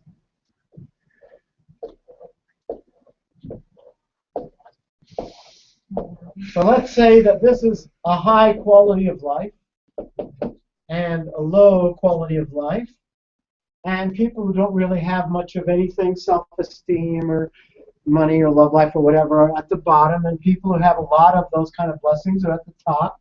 And let's say that you're somewhere here, you know? And between you and higher ground in your money, what's the obstacle? Real simple. Yourself. Your current, recurring upset.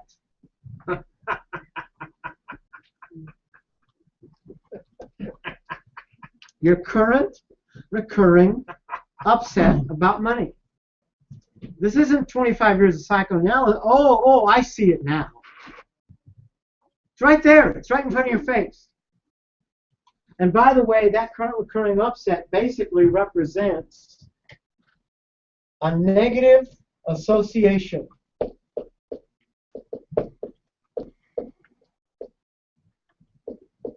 In other words, you've got something in your environment pushes a button and reminds you of something negative that might have happened when you were 2 or 3 or 4 years old. You know, you're up against a project and you're feeling inept and you start to feel kind of stupid about it, and then all of a sudden all the triggers come up about all the times in your life when you felt stupid. So something in you doesn't want to go there. And everybody has a version of it. Like if it's not stupid, it's worthless, or it's unlovable, or it's abandoned, or it's, you know, everybody has one. Everybody has what's called an emotional black hole. What if a lot of those terms you used fit into that one? Well, everybody actually has all of them, but we tend to focus on the one that happened during a traumatic moment that happened with our parents or somebody when we were like between 2 and 4.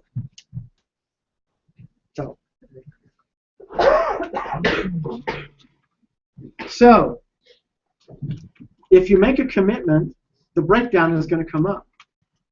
But how do you get done with the breakdown? How do you get over the breakdown? How do you stop having life kick you in the teeth over and over again? You make a commitment. Isn't that an endless tail cycle? No. No. It does come to an end. Yes, it comes to the next breakthrough. Yeah. Where everything's going great, water's part, and lights are green, and can't go any better, like that. Gary, where do you place us on that curve? Well, no. You have to understand. Oh, for this curve. Yeah, you personally, where would you draw? I'd say right about there. Point for those of us over here. Point to the line you just drew. The long. Is making a commitment and setting your intention the same thing, or do they go hand in hand? You could say they're opposite sides of the same coin. Well, that's just not helpful. Say it in a different way if you But they're both hands. When you set an intention, if you set a true intention, you've made a true commitment. There's 3 levels of commitment. The first one, you know you're lying when your words come out of your mouth. You know it's a lie. You're just looking good and acting like it. The second one, you actually believe you really are making a commitment. You really believe yourself, but we know from the results that it's not true, how do you know what you intended? By the result. I intend to make $1,000 a month extra. Well, how do we know if you intended? Because it happened. How do we know if you intended to be on time? Because you were on time. If you weren't, you fooled yourself. You thought you were committed, but obviously the result ain't showing up. And then the true commitment is when you make a real intention, the result shows up. That's how you know. Good. I have a thought on that. A question. So you make a commitment. You know it's a really powerful commitment. And you notice that you break it for whatever reason, and you realize, okay, my child was in rebellion, or this was happening, or this was happening. And you keep getting further along the road to where it's just a solid commitment and you aren't going to break it anymore. And that's when the results show up. Yes. Or do you still break the commitments even? I'll let me see if I can do that now or later.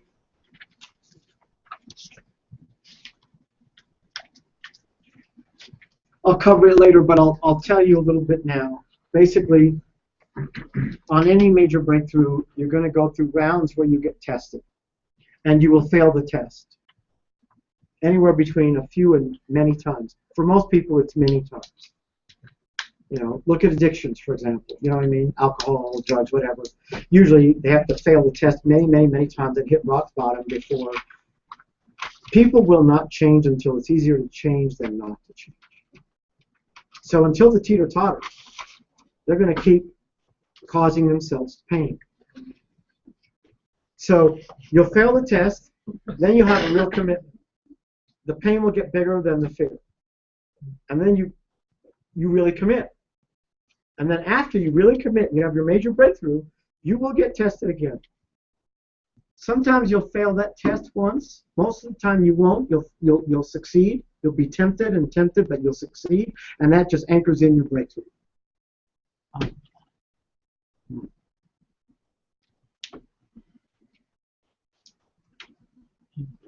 Get a partner. Share with your partner any thoughts or feelings about what I'm saying. Go.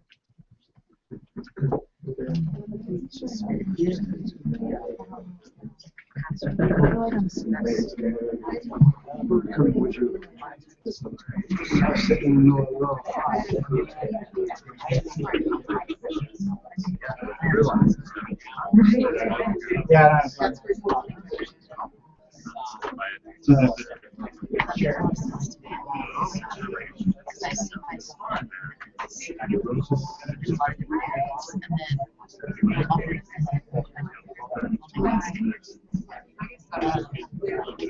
And I spend time beating myself up. Each time I'm doing great, and I don't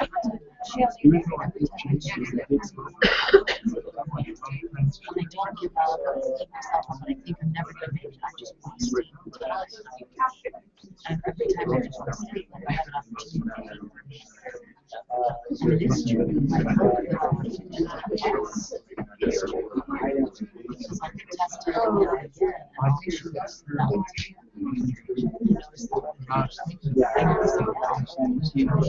I'm not scared to interact with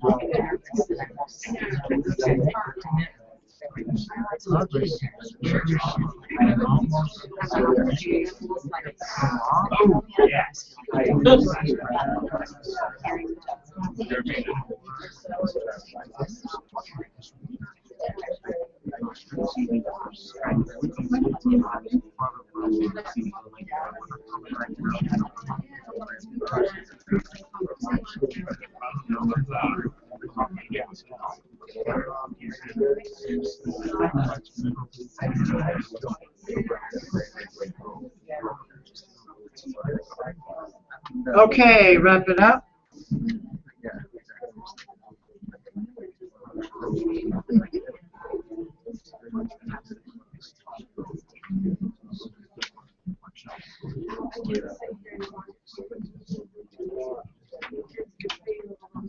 I'm working off a handout called The Evolution of Consciousness. It's in your handouts, and I'll be doing different parts of it. I love the story about Buddha. After his enlightenment experience, he was all lit up. And he came down the mountain, and he bumped into a group of travelers. And he was all lit up, and the traveler said, "Are you a god?" And he chuckled and said, "No." They said, "Are you a saint?" And he chuckled again and said, "No." And I said, "Well, what are you?" He said, "I'm awake."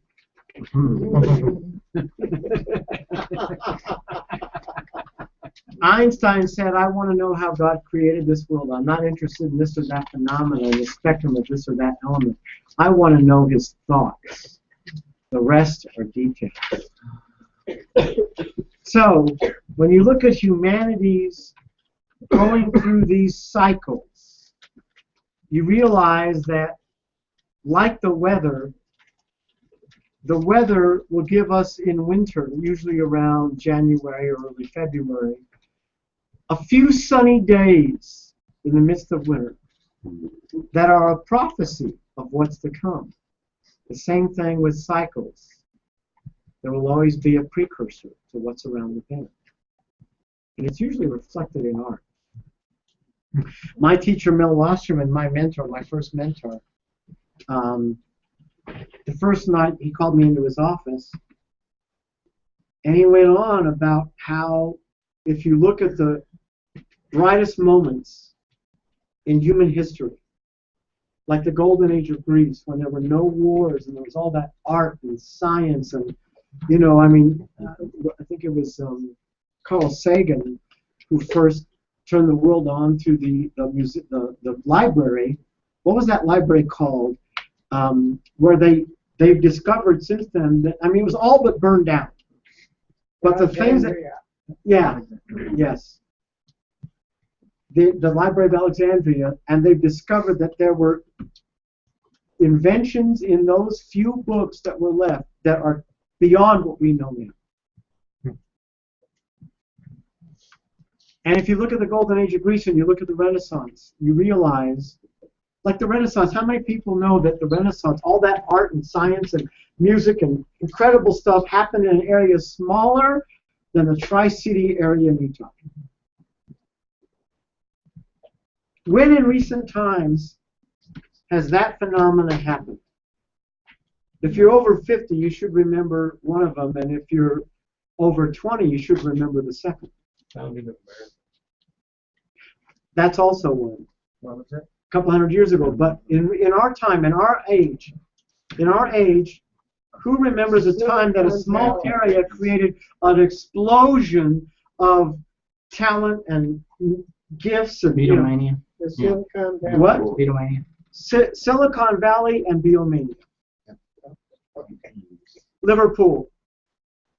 Over 30 major artists in history.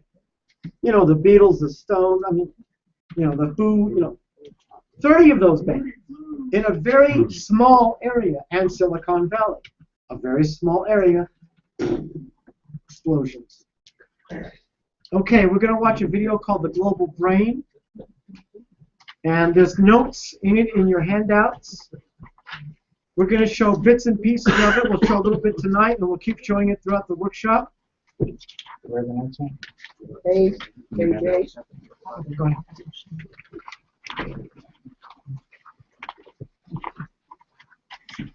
Can we leave some more light on? Can you what? Can we leave the light on so we can take notes? No. Okay. Sit by the lamp.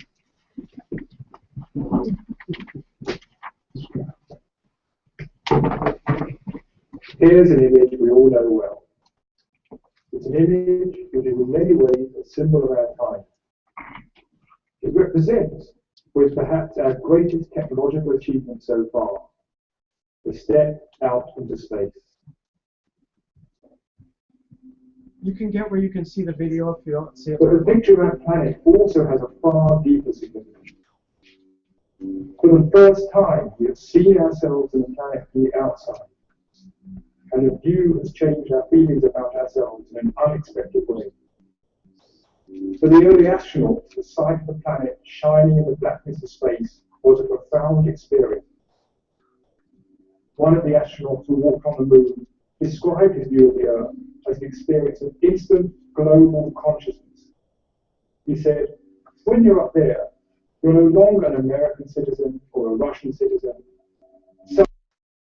boundaries disappear, you are a planetary citizen. And similar experiences happened to the other astronauts. They saw Earth be a beautiful, magical looking planet and came back deeply changed from that experience. Moreover, they became increasingly aware that all was not well back on Earth, and they came back wanting to help in one way or another. The pictures they returned with also had a deep effect on many of us back on Earth. For many people, it's an image which brings forth feelings of wonder and of awe, feelings of connection, and of being part of something greater.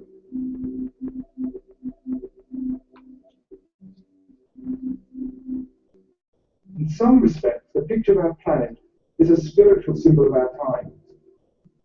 Now, that may initially sound strange. What is spiritual about it? But if you think for a moment, most spiritual symbols are, in one way or another, symbols of wholeness, of oneness, of some underlying unity. And a sense of oneness and unity is exactly what's reflected in this picture of the planet. It symbolizes the growing awareness that we are one humanity living on one planet and with one common destiny. This is why the picture of the planet is so powerful, and why it has become such an important symbol for all of those who are concerned about the fate of humanity creating a better world. And there was another awesome realization which struck some of the early astronauts. Looking back at the Earth, it seemed that maybe the whole planet is a single living organism.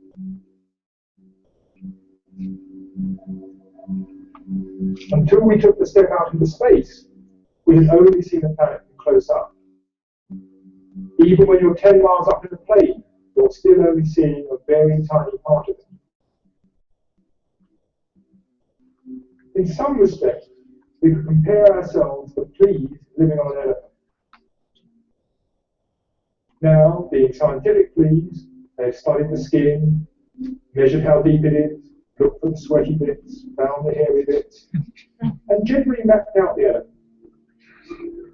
Then, one day, one of these fleas takes a huge leap off, 50 feet away, and looking back at the elephant wonders, could this elephant actually be a living organism in its own right? We have been taking a similar huge leap back. From 100 miles to 1,000 miles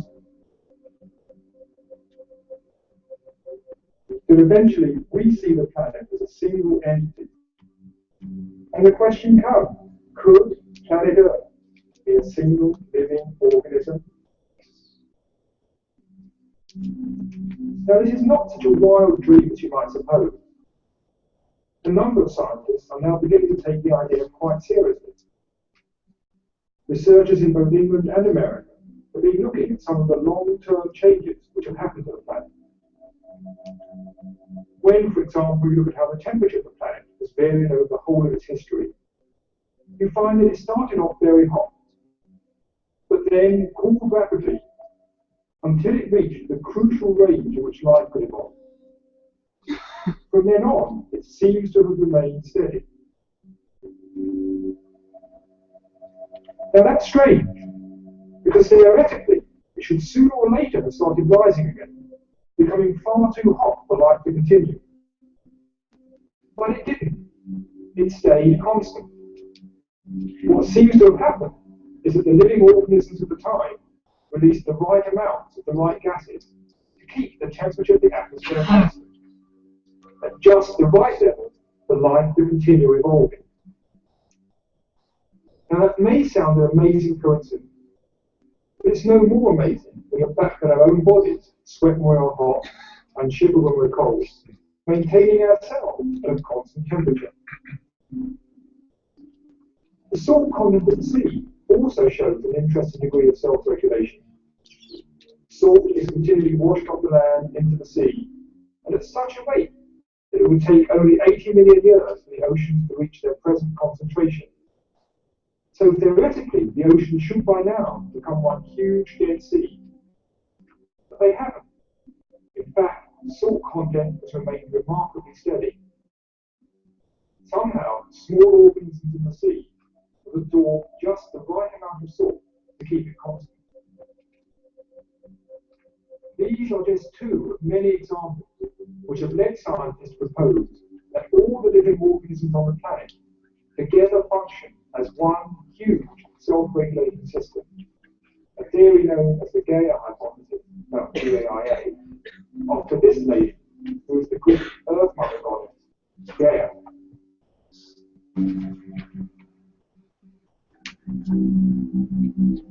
We might then consider our days and nights to be like the heartbeat of Gaia, the seasons to be her breath, the tropical rainforests resemble the lungs, and the oceans are like the circulatory system. So, if the whole planet does behave like a huge living system, what, we might then ask, are we doing here? What is humanity's function in this system?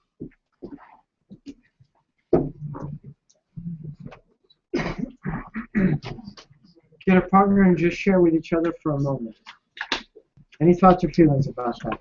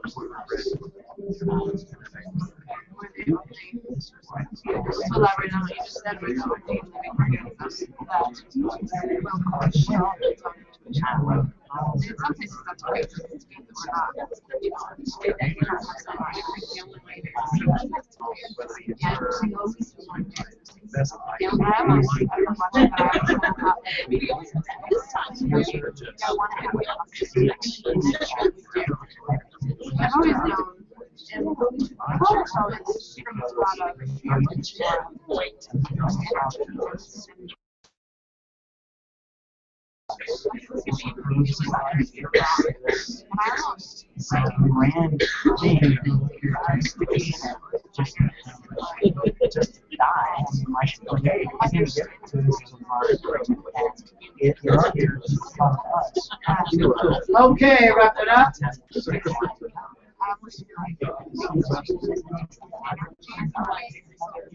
You can stay with your partner because I'm going to have you do an exercise together.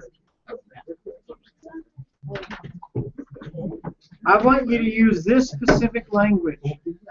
I want you to say to your partner, I want you to know that I know I made a mess, and I want to clean it up with you. Okay? And that's all you're going to say. You'll say it to them, and if, by the way, somebody in your life pops up when you say it, just notice it. Okay? And then your partner will do it to you. Do that now. Go.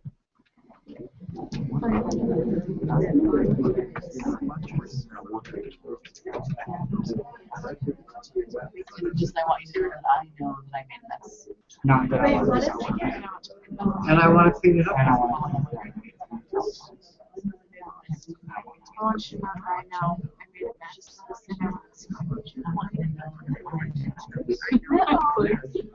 You can also add, I'm a mess-making machine.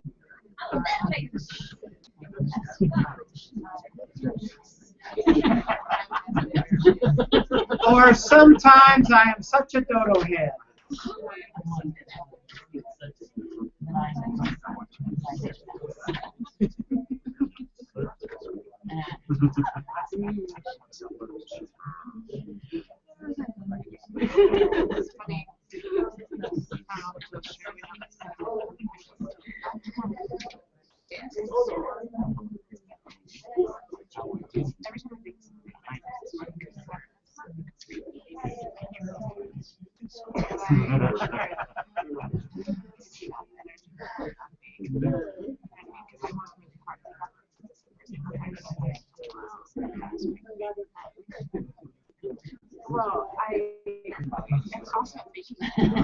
Okay, wrap it up.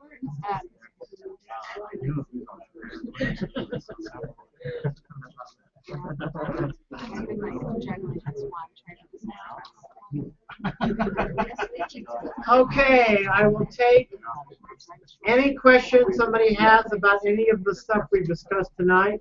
If not, I'll move on. Any questions so far? So we were talking about dysfunctional mistakes and mistakes. But what I heard was, okay, Trista, there's certain mistakes that you can make that are good mistakes and they're going to progress you forward. And there are certain mistakes that if you make, you're not allowed to make because those are in the realm of bad mistakes. And I think that that's not true. So, what is true about that? Well, that's basically everything we've been talking about tonight. Is that it doesn't matter whether you're functional, making mistakes, or dysfunctional, making mistakes.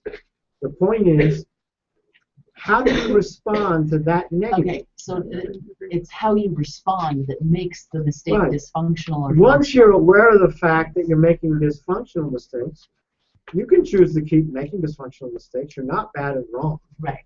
You know what I mean? You can just say, well, how long do I want to keep making dysfunctional mistakes? And keep doing it. And then when you're done, go to the more functional mistakes.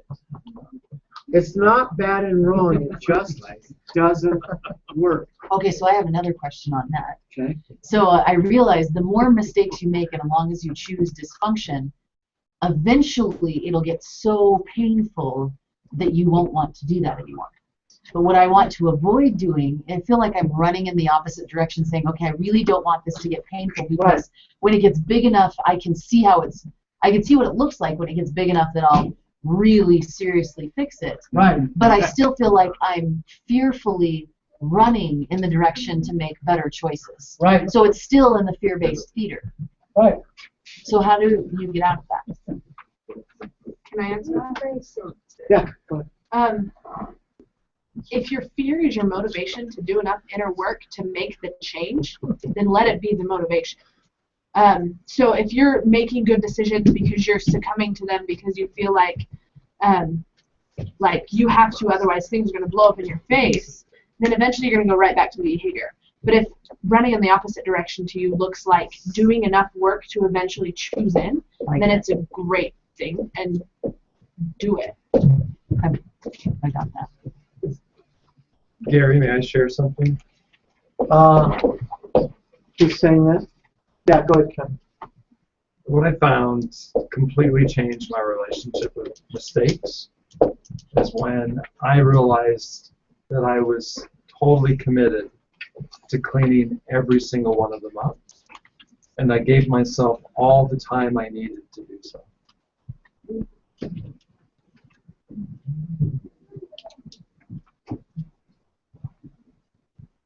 Yeah, later on in the workshop, I will give you a little more detail about why what Kevin said is absolutely profound. And if you knew, you all would not resist that. You would just do that as soon as possible. If you knew how profound that was, what he just said. Well, you know, I kind of stumbled onto a little thought of my own that has helped me. And if you watch a child learning how to walk, it's a brutal process. Yeah. You know, they fall down a they lot. bang their head, their mouth, they hit their ears, they get cut, bruised, bleeding, you know. But there's no quit. They don't quit. Right. They just keep at it. Right. And pretty soon, they're running through the house. And Right. all of that's forgotten and gone. Right. And when I was struggling, I looked at that and I thought, well, you wouldn't take a child who hasn't yet developed the strength in the legs or the coordination. You wouldn't sit there and criticize them, slap them around, tell them how rotten and stupid they are. So why do we do it to ourselves? How is what we're doing any different? Right. We're learning. We don't have the muscles. We don't have the coordination. We don't know how to do it. We're just struggling. And the great thing about that example is that once the child has that skill, has that lesson, has learned, they have it forever. Yeah. On every spiritual lesson and every, lesson in the physical realm that you got, once you learn it, you have it for all of time. That's good news. Might take you a while to get there, to learn it. You'll get there. Okay, I'm going to answer Chris's questions, a little different perspective, okay? When in the Bible, when Paul went to the Corinthians and he was going to give them some stuff, he said, look, guys, you're not ready for the meat of the law. I'm just going to give you the milk today because you can't handle the meat, right? So I started telling them about laws and agreements and rules. So the way the physical world works is that it works by laws. So, for example, if you want more money and you learn the laws of money and you keep the laws of money, you have more money. Isn't that great? You learn the laws of money and you're doing what works. Money! Yay! You want more intimacy in your relationship? Great. There's laws to intimacy. And if you keep the laws of intimacy, then you get to have more intimacy. Great. Okay. What he couldn't tell them, because they weren't ready to hear yet, is that in the spiritual realm, it doesn't work by laws. I mean, it works by laws, but not the same laws as on earth. Okay? In this realm, what he couldn't tell them is you can break every law in this realm. You can break all the laws of money, break all the laws of intimacy, be in the park with the homeless, have no self-esteem, have nothing, and by the nature of grace, you're still saved, and you're perfect, and you're magnificent. You are perfect. There is nothing wrong with you, and there can never be anything wrong with you. The only thing cool about learning the laws and keeping them is that it's more fun while you're in this realm. It works. But there's nothing wrong with it. You're perfect. So, learn at your own pace. Make as many mistakes as you would like to. Okay, now we're going to do the greatest key to influence, and if you've done Dream Makers or Movement to Mastery and you've been to Pinnacle of Presentations or Trainers of the Future, tell me why I end almost every first night of every workshop with this particular process. What process are you doing? Greatest key to influence. Strength showers. Create space. So leave the energy as high as you can so that it kind of drops down to set up for tomorrow so you can rub our nose in some crap.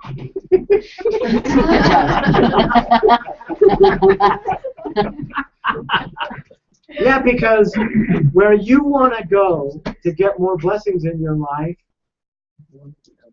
you can't look at the things you need to look at unless I create enough subconscious safety in the room that you're safe enough to go there. So this is the best process I've ever learned about how to create safety like that. Okay? So what you can be, what you can do, and what you can have in your lifetime will greatly depend on one key ability. Your ability to influence. So that's why we're going to teach you what we consider to be the greatest key to influence. Now, If you want to, you can do this exercise where you take out a piece of paper and a pen and you write down the names of 5 or so or more of the people in your life who've had the greatest positive influence on you.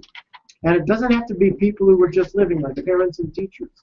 It can be comic book heroes. It can be people from history, people from the Bible, whoever. You know, my 2 greatest heroes were Jesus and John Lennon, you know. But so you can make a list of those.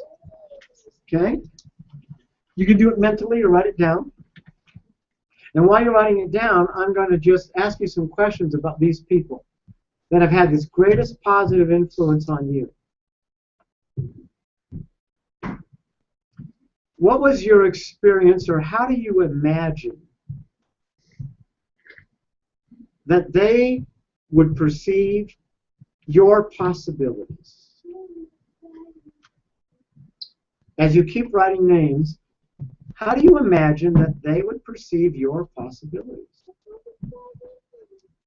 How do you imagine that they would recognize your strengths, gifts, and talents? How do you imagine that these people would accept your mistakes? How do you imagine that these people would encourage your dreams?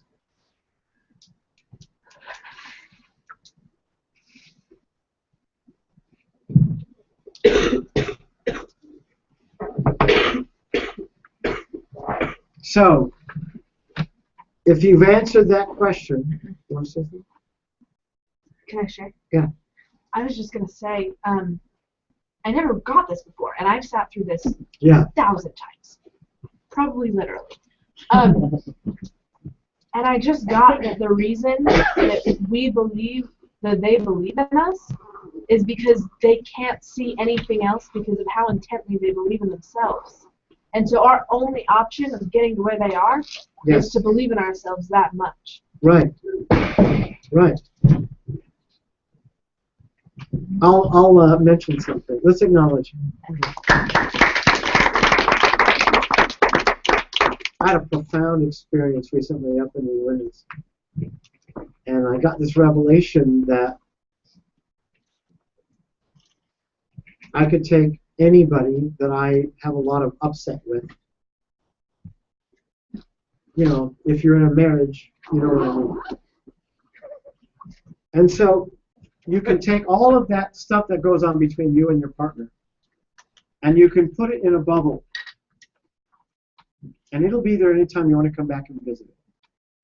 But if you step outside the bubble, where all that upset and issues and stuff is, right? And then you look at that person through the eyes of Christ-like love. From that view, you're not triggered anymore. You're not upset. You're free.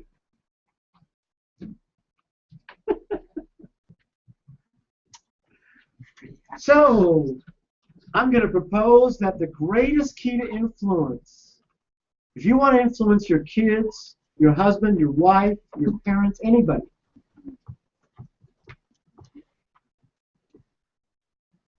it's interesting when I look at you, sometimes if I look at you from a soul reading kind of place, I see the people standing behind you that you have the power to influence. Some of you I see dozens and dozens, some people I see hundreds, some people I see thousands, some people I can't see an end to it.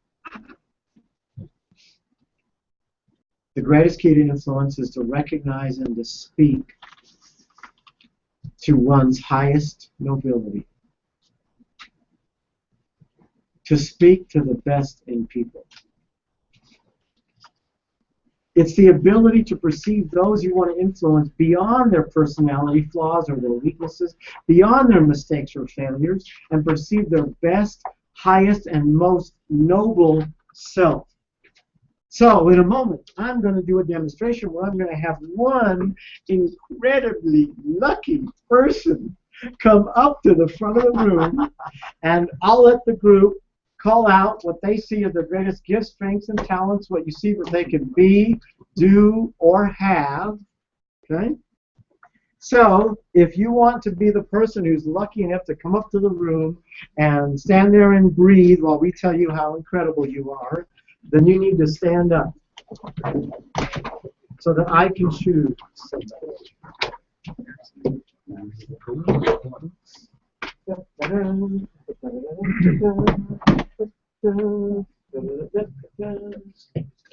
I'm curious, Holly, I can't remember. At Tatwick Tides, did we do this with you?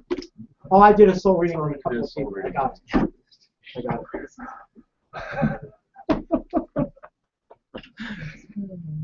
I love some of the people's level of intention. It's great.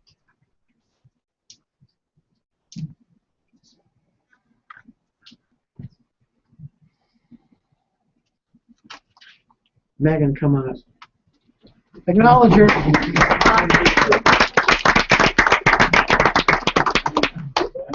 Okay, you want to stand with your feet spread out. Good, that way you won't rock. Dissipate the energy.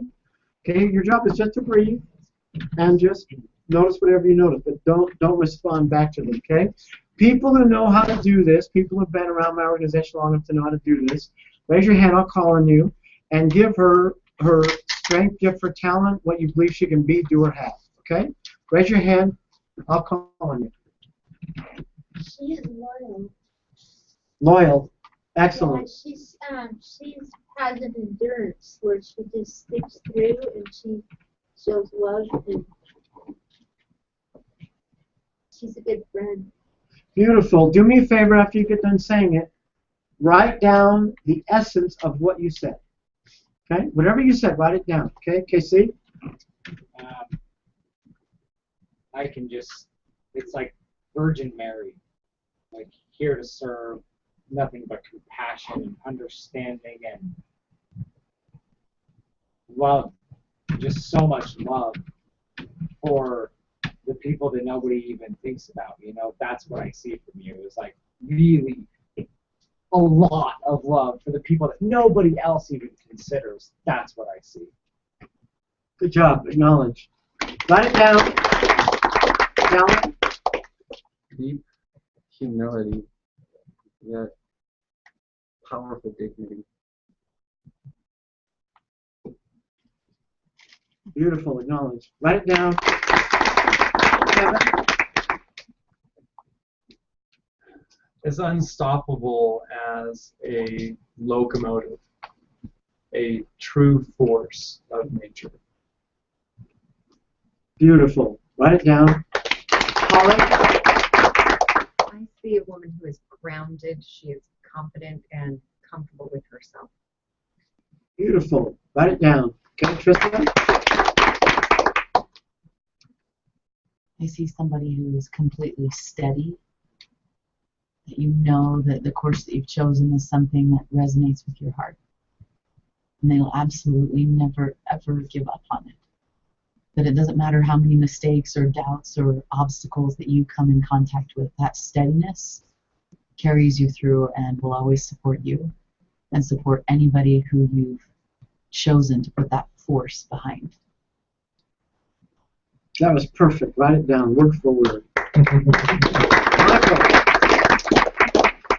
I see kindness in its purest form. Perfect. Write it down. Marie. Acknowledge. The first thing that came to my mind was mother. You have this beautiful, gentle, compassionate, reassuring face and facial features and presence and energy. Good job. Write it down. Okay, Mead. Last one. Oh, Christine, I'll include you too. Go ahead, Mead. I see someone who sees beauty in everything, and especially where other people can't fathom where beauty is. You pick it up. You know. Beautiful. Acknowledge. Write it down. Christina, last one. I see such an intense desire to serve in someone that has so much strength within them that she knows she has the possibility and capability to lift people up in a way that no one else really has those gifts to do, especially for the kind of people that you're going to touch. Perfect. Write it down. Acknowledge. Now,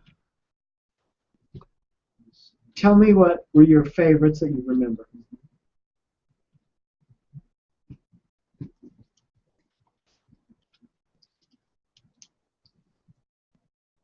Seeing the beauty where other people don't.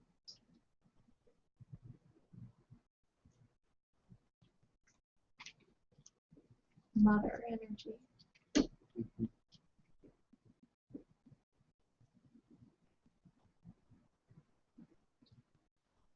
The desire to serve.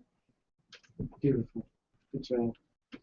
Okay, now, since all perception is projection, it means that whoever was talking to her, what they said may be true in Megan, but it was certainly true for the person that was speaking it. So, since you've written down your incredible statements, and I love listening to them because they were so spot on for the person that was speaking.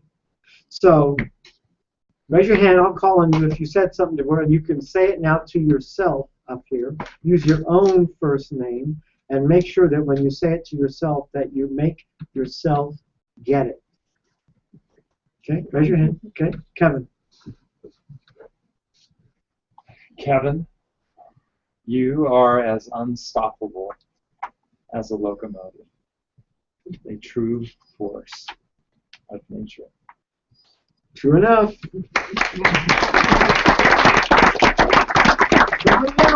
Casey.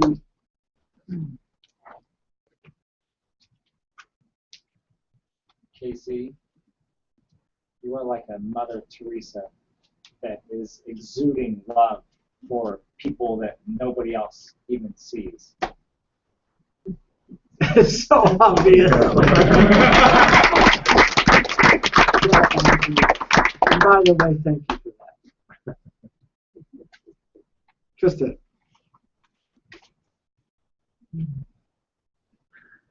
Trista, you are steady, and know that the course that you've chosen absolutely resonates with your heart, and that you will push through any obstacle because you are that determined.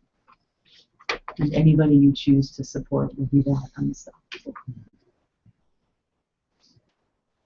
Which means, Trista, that it's a done deal.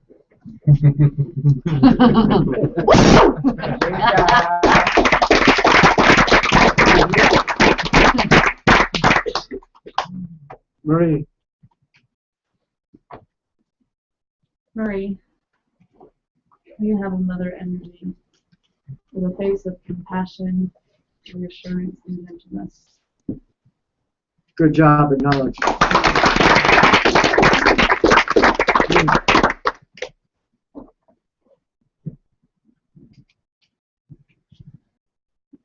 Need. You see beauty in everything, especially when no one else can see it. Acknowledge.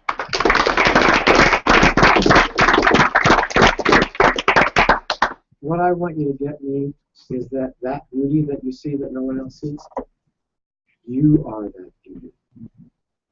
That's who you are. Good job. Anybody else? Anybody else who said something to her? Want to own your projection? Christina. Megan, you have, wow. Christina, you have such a desire to serve.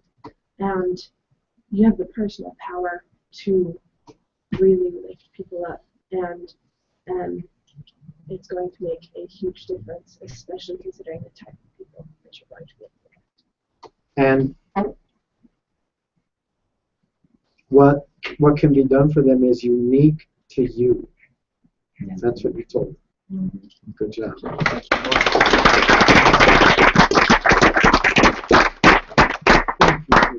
Have a seat.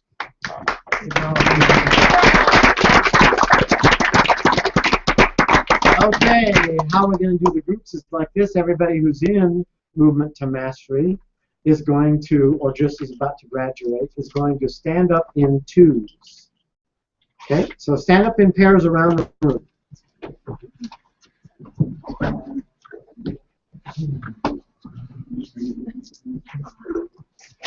Polly, you and James don't have to stand up because you're not in the one that just is about to graduate. You're in next year's, so I'll let you join the group. Okay? Good. Matter of fact, do me a favor.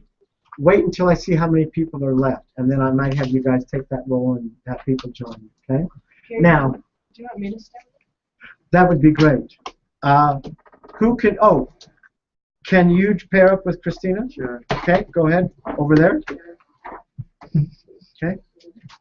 Good. Now, everybody who's sitting, each of these pairs can only have 2 people. So you need to get them while they're hot, and James and Polly sit out for a moment. Wait till I see how many are needed. Huh? No, that's fine. You can do it. Okay, they can only have 2. So they're over here or someplace else. Every couple can only have 2. When you've got them filled up, okay, now stand up. Go ahead. 2 more people there. Yeah.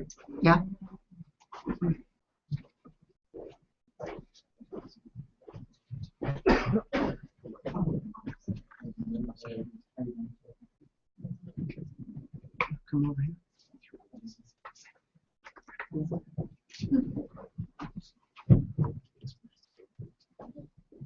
Okay. Are you not wanting to participate? Then what I'll have you do is be in one of the groups and you just won't participate. Come over here, get with Richard. Okay. And Marie, I'll have you join that group. Okay.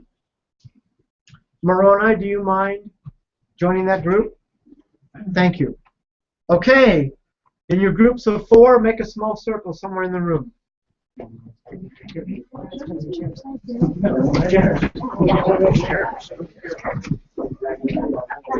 Chairs or standing? Chairs. There you go. Make a mess. Part of the room that Can we take right your here? No? That's fine. No, go ahead.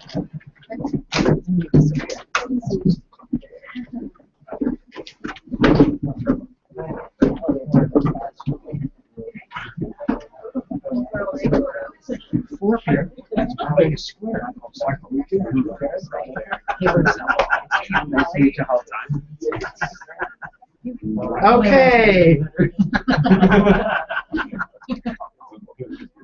Okay, let me show you how this is going to go. Okay? We'll use this group as an example. Okay? Gary and Rodney were in movement to mastery, so they're going to wait, and they're going to acknowledge Joel and Megan first. Okay? The way it's going to work is first round, let's say Joel this way. Then Megan will acknowledge him, Rodney will acknowledge him, Gary will acknowledge him, like we did with Megan in front of the room. Okay? And everybody will do that until the clock is up, until the time is up, which will be about 5 minutes. Okay? You're just going to keep going around the circle, and everybody keep acknowledging them until the time is up. Okay? On the same person. On the same person. You don't go around the circle. All of you acknowledge the same person. Okay? And you choose somebody who is in movement to mastery to No. receive it, or you choose someone who was not. You choose one of the new people who is not in movement to mastery. Okay? Right. Terrific. Okay? Now, after we blow the whistle, then everybody will acknowledge Megan. Keep going around the circle for 5 minutes until we blow the whistle again. After we get done blowing whistle the second time, then I'll have a special exercise for Gary and Rodney, a little more advanced version. Okay? Okay, so pick somebody who's not in movement to mastery and start everybody acknowledging that person for 5 minutes. Okay? Yeah. By the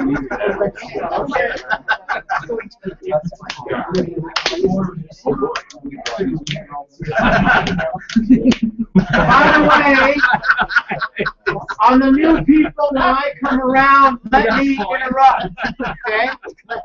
When I come around to your group, let me interrupt so I can do one sort of thing. Okay? Yes. Good. Now the acknowledgement is what. We all go around. One thing I recommend is that you actually feel in a lot of ways you can always go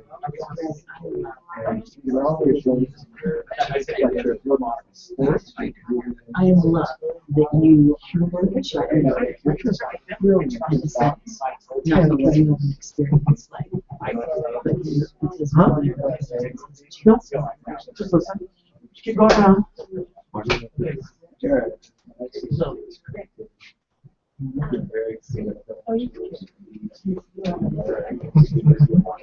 Constitution. Anyway, when I was Jared, I power. You are constantly very keen. People don't always know what it's about. They think you're a little shy, but you're observing.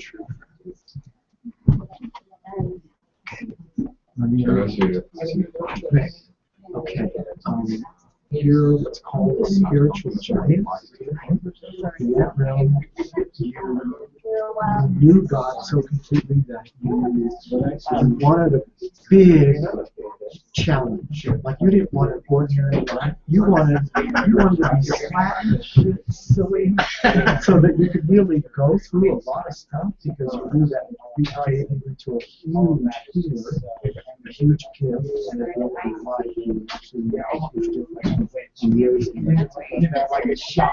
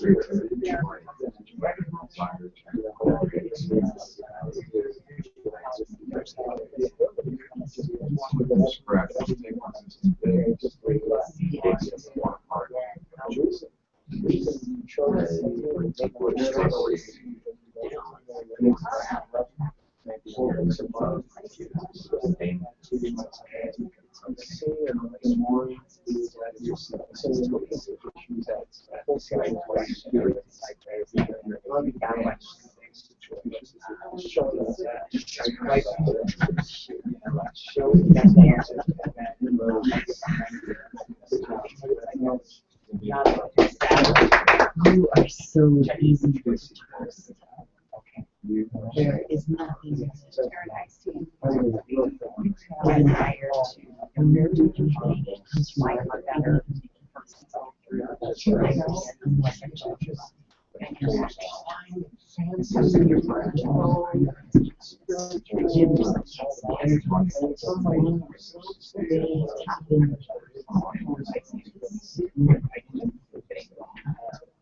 You don't see them. I see them.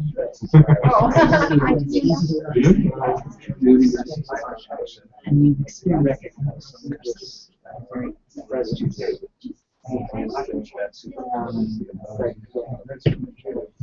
Young, powerful.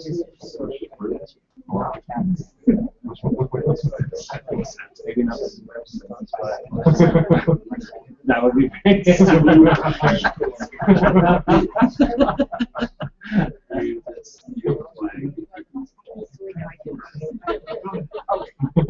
I'm a Spider-Man fan. That's the reason I noticed it. Okay. My spider system.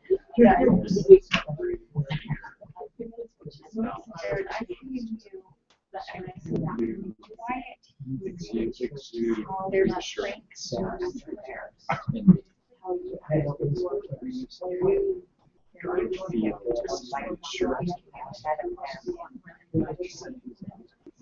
Ways that they're not expecting.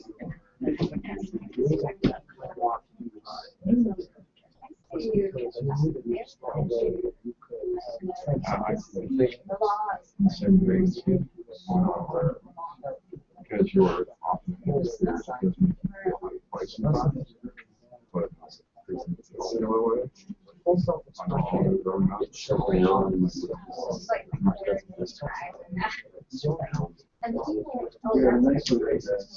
Like a no. But just feel your city, they were aware of They would feel you coming. 30 seconds. You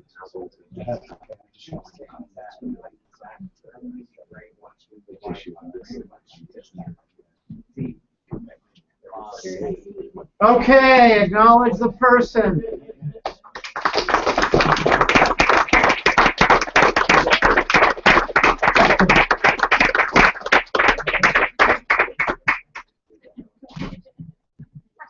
Okay, now you're all going to acknowledge the second person in your group who has not been through movement to mastery. Okay, go.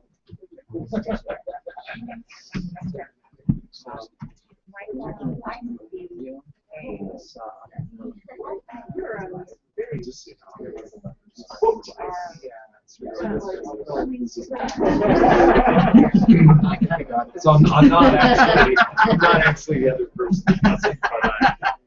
Okay.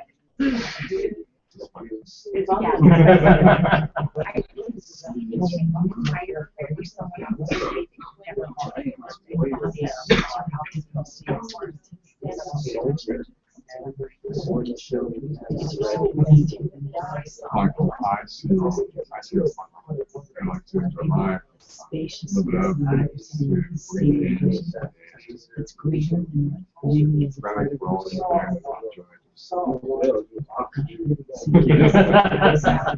every experience that happens here. Something that's deeper in you and much wiser than in your connected to it. And you use your gifts to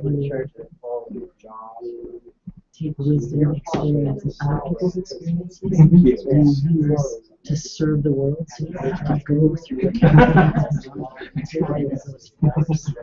So you can appreciate and be able to have a space where you can experience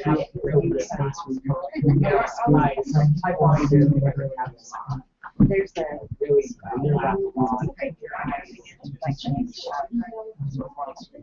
taking those challenges. Yeah, you're able to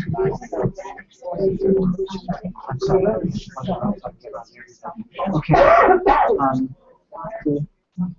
You have a direct line to God, and in that realm, you're like a spiritual child. Huge. Like in that realm, I see you like an angel.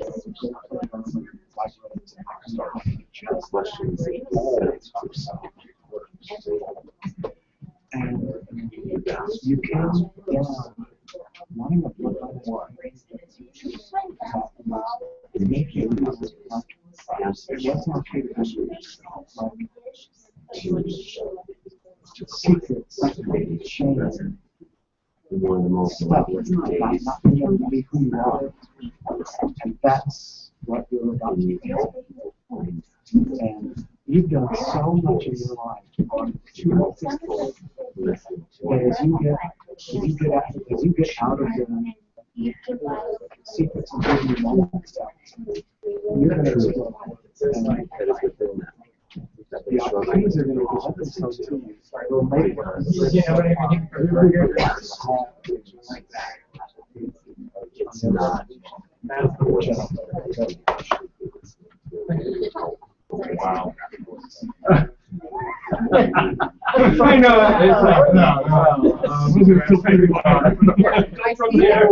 I see Yeah. Wow. No, and we're very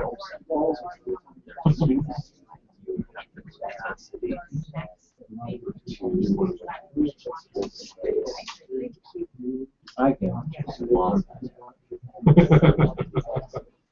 Let's see.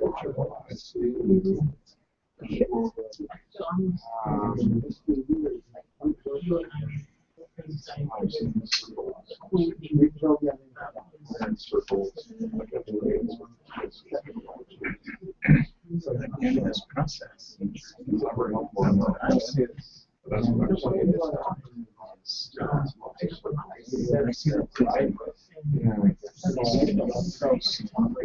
I see that.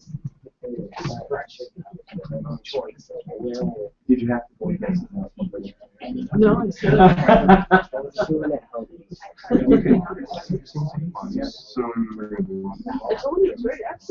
it was extremely active. It's amazing. The more you do it, the better you get. So it never comes to mind. So 5.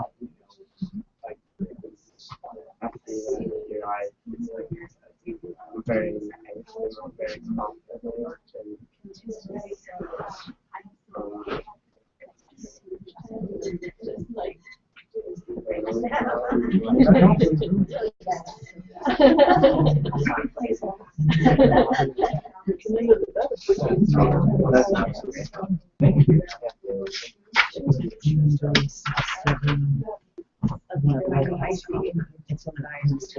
I'm sorry, guys. I just realized I have to get to the door. Yes.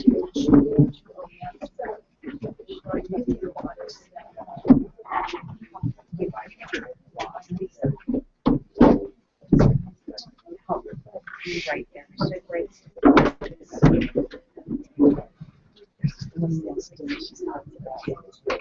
Wow, dude. You're in. But you could sure. Concentric circles. And that's what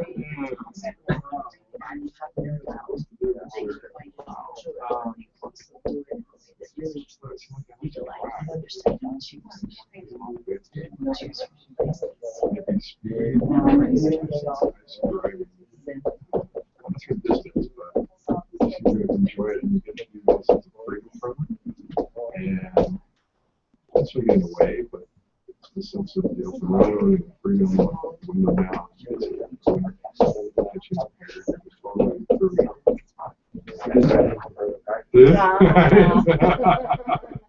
You're more accurate than you. Yeah.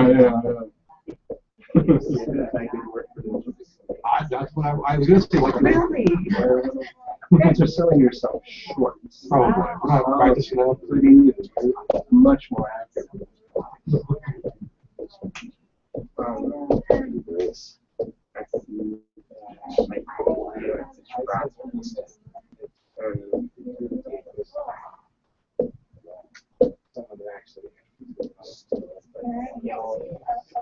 It's very difficult for you to actually. Okay, acknowledge the person.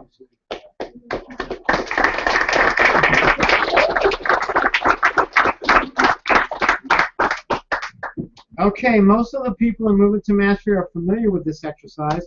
This is a more advanced version of what we're doing. James and Holly, you're not familiar with it, but I think you'll catch on really quick. These are the 5 steps for speaking with full intent when I'm talking to AT&T. When I'm not at AT&T, I call this the 5 steps for having Spirit speak through you.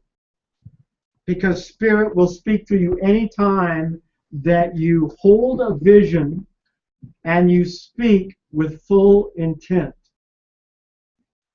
So, for the people who move it to mastery, I will come around and I will encourage you and support you to do these steps completely and fully. You should be doing it a lot better than you did at the beginning of the year. Okay?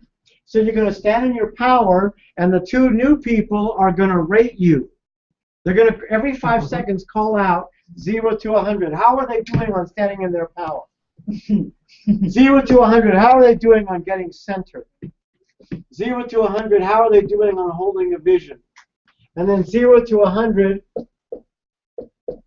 They'll have 3 minutes to do these 2. Speak with full intent and let Spirit speak. And the content that they're going to use is acknowledging each other. So they're going to knock each other off their socks, speaking with full intent. Okay? Good. I've got a question. Yeah. So while we're acknowledging each other, are they still rating us? Yeah. And they're just calling out 80, 90%? And then are you timing the 30 seconds and saying, okay, move on to step 2? Yep. Every time it's another thing, I will ring the bell or blow the whistle. Christina. And we don't actually speak until the last step. Yep. Yep. Wait a minute. Speak with full intent, and then let Spirit speak. Speak with full intent. How are you going to speak with full intent at 100% if you're not saying anything? You will. You don't say anything here. Yeah. Here, you acknowledge each other. You're going to go back and Okay, forth. it's the same step. You're I going to got it. acknowledge them. They're going to acknowledge you. Okay. I got it. Okay? Okay. Any other questions? Okay, if you need help, raise your hand. I'll come over and help you. Okay, stand up.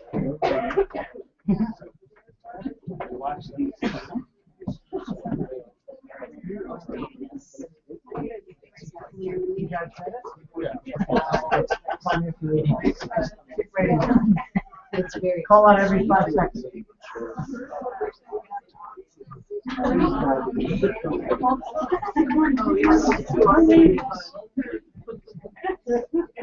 Okay, go. Stand in your power.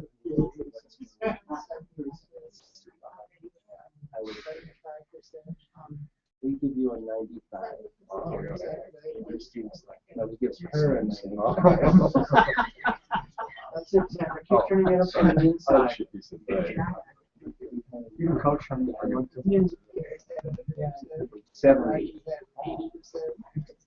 87. Need more from the inside. Be too powerful. Yeah, you're not saying those two over there, or those two right there. All right. And yet look at those two. You can see connection. You can see complete connection. Okay. So that's what we're looking for when it comes to power. Got it. Okay, now you've got 30 seconds to get centered. See how centered you can get. Use your breath to slow down, even slower, even slower. Send your grounding cord to the center of the earth, have the same grounding cord come up and connect with yours. Look at the connection that I'm establishing. Just and they're just fine. Solid. So that's what we're looking for here. Different under. And these are just it's okay. Right. Karen does not do So let's give them zeros. No, we're not giving you. Okay, now 30 seconds for holding a vision. Get clear on what vision you're going to speak as if that vision depends on it. What vision means the most to you at this point in your life?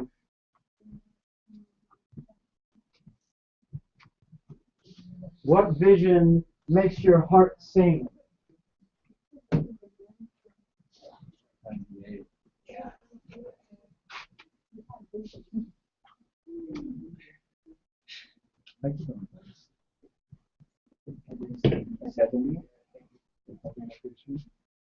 She seems to be holding a vision.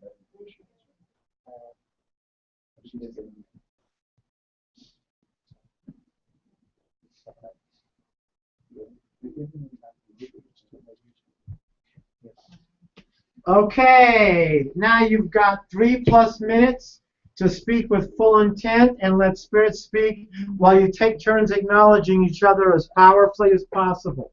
Go.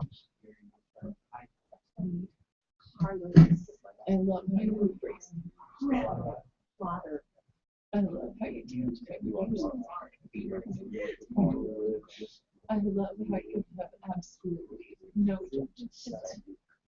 I love that you listen to yourself and allow yourself to be the feedback that drives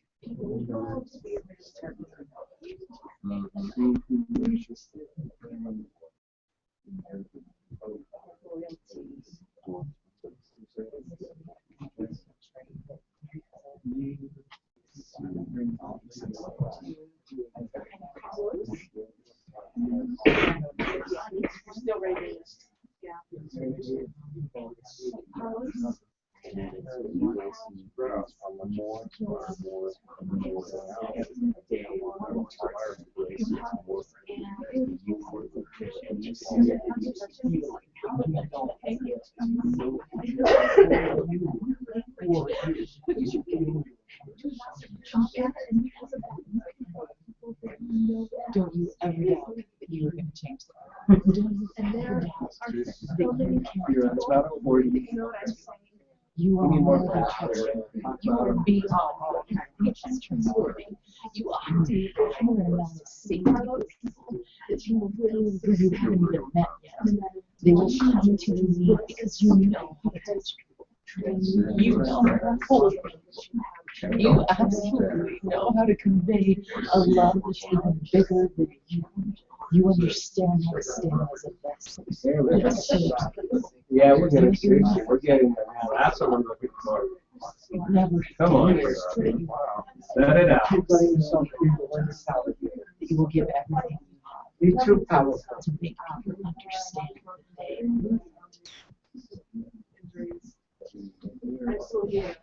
I'm so funny. I see so love. That's big.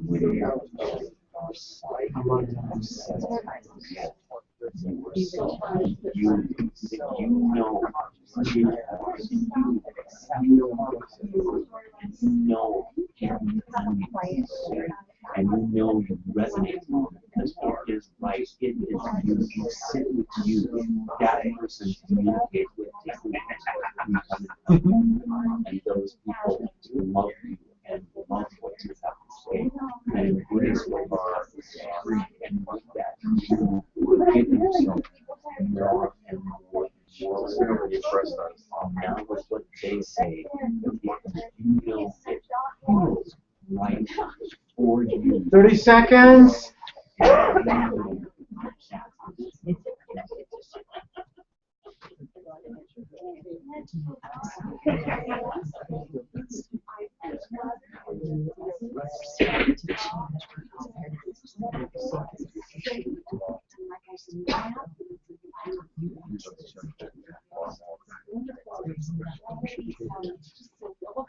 And you came down there to face its curiosity, things that You've done good.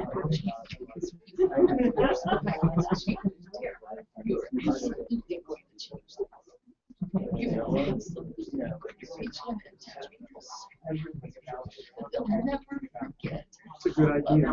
Okay, acknowledge them.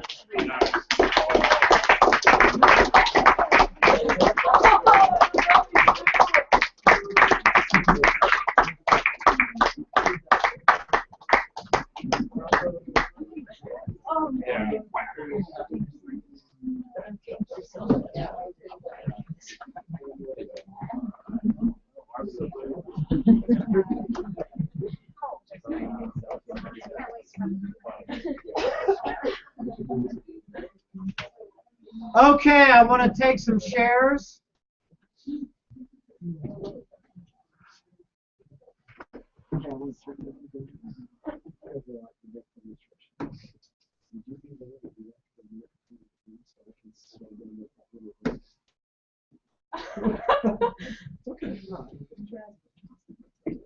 Okay, have a seat. I want to take some shares.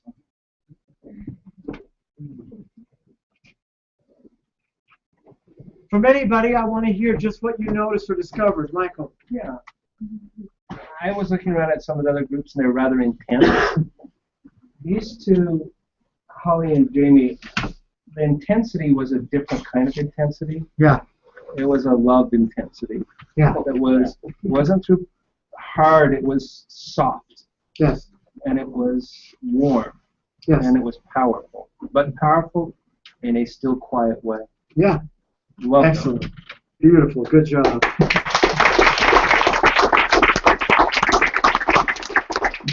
That's a real acknowledgement of you two that I knew that I could throw you in there without ever having been trained. I knew you would do great. We're honored. Thank you. Good job. Okay, Casey. It's just so powerful delivering a message, you know? It's like, I've said this message 5 million times, you know? But have I ever said it like that? Yeah. And have I ever meant it like that? You know? Yeah. It's just so beautiful to see that it just backs up that whole, if you would just stop trying to be and just be, you are. Yes. You know? It's yes. exactly that. Yes. Good job. Acknowledge. Good job. I love it that one of the things I learned many years ago from the breakthroughs at the awakening was that the soul does not progress except in moments when it speaks at 100%. You know, if you remember the breakthrough at the awakening, when they go to ask the question, they don't get the right answer until they ask it 100%. You know? Okay, Kevin. If Mead and Trista are representative, you have really, really, really amazingly enhanced the level of training you're doing in Dream Makers Now Cultivating Mastery. Yeah. Yeah, these guys were awesome. Thank you. Thank you. I'll slip you your 10 later.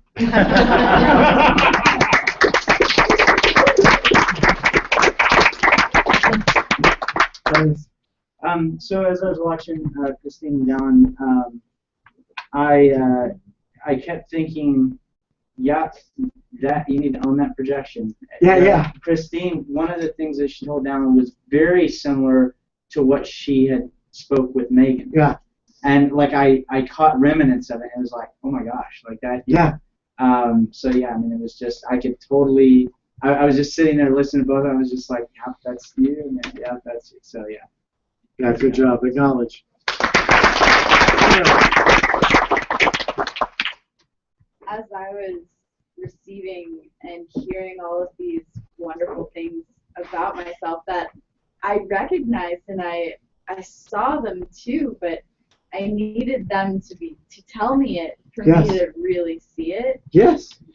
And then I thought, if everyone acknowledged each other the way we're acknowledging each other in this room, what a wonderful world it would be. No doubt. If we were all like that, and all were able to show each other the wonderful things that we have to share, it would be glorious. Here's a question for you. Why would you live any other way? I guess I'm just waking up. Yes.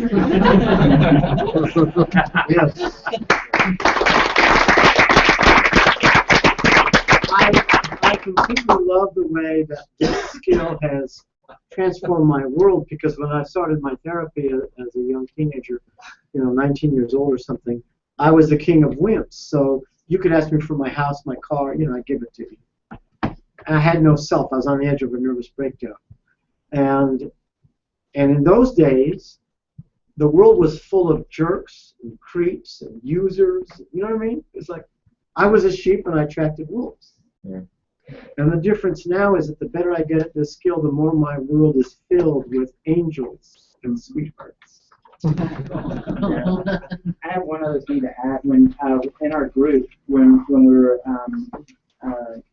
when Kara was the subject, I kept getting like these 1 or 2 word things that would just come in, and it would go to Christine, and then it would go to Dallin, and Dallin would completely elaborate my 1 or 2 things that I hadn't even said yet. Wow. And yeah, it was like, why do you keep stealing my stuff? Great. Way to go. I want people who were in Ennis's awakening just recently to see if you notice the shift in him. Yes.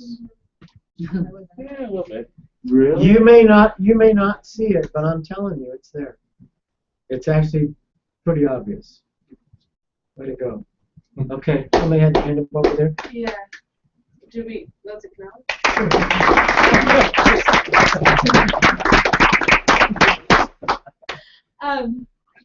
I used to hate this process. Like, I was like, no.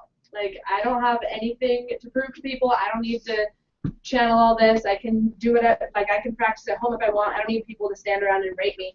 And then this time, you paired me up with Dallin, and then you told us what we were doing, and I had no resistance. I was like, yes, this is going to be so fun to get to open up and speak with Dallin for real. And then, as I was being rated, I used to get so self-conscious about all the ratings and be like, oh, they said 80%, I have to go so hard. Yeah. And I hit it. I hit 100%, and then I was still hearing 80%, like, oh, she's cooling down, she's taking it off.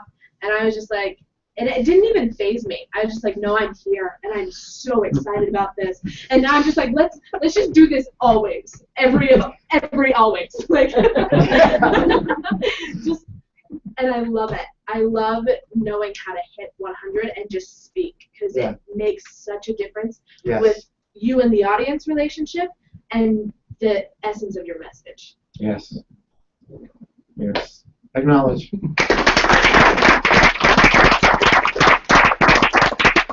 me a favor and take that with you. Remember, words have the power to heal.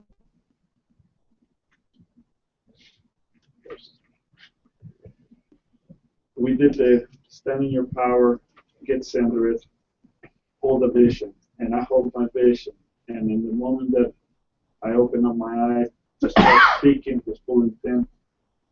Sandra started it, and she told me it's that first thing that she told me was what I was holding in a vision. And she just slapped me with that one. Everything else, I do not remember what she said. I opened up my eyes after being centered in that, what was my vision, and she just slapped me with that one. That's great. It took me out of center, so. Way to slap, Sandra.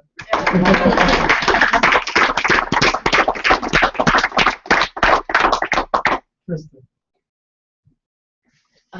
It's interesting what Christina said. I used to hate this process. Actually, I still experience a little resistance to it, because it's when someone would give me feedback, I do what I always do in feedback. You know, the way you do one thing, the way you do everything, I would let it catch me off guard, and I would start performing, which is what I do. And this time I realized two things.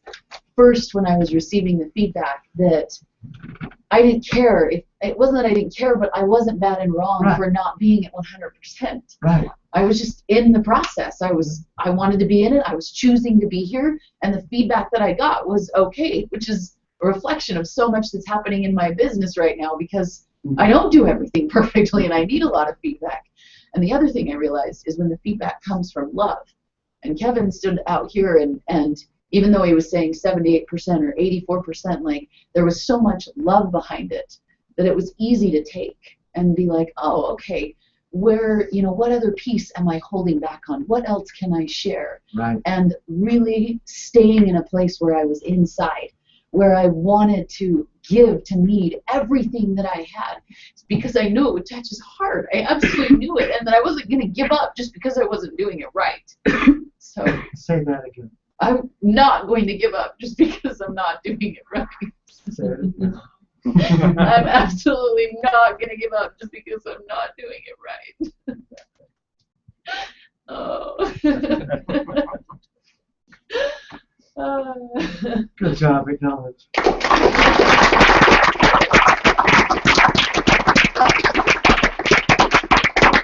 That's the point of the workshop. I'm not going to give up because I'm not doing it. Michael. I don't mean to put you on the spot, but I found it fascinating that you do what these people were doing, but you don't have to be doing it in an exercise. In other words, you would come around to these groups, and when you came here, you stood in power, you got centered, you held the vision, and you spoke with real intent, and it floors you. And I think the thing I took away from it is it isn't necessarily just kind of an exercise. This is an everyday thing. This isn't about having to do that. You do it without doing it. Yeah. If that makes sense. Yeah. So, it's a little bit of practice and experience. Acknowledging you. Yeah. A little bit. 40 plus years. Just a little bit. If I could just speak to that. If you hang around Gary long enough, those of us that have know that he has things that will absolutely drive each of us nuts.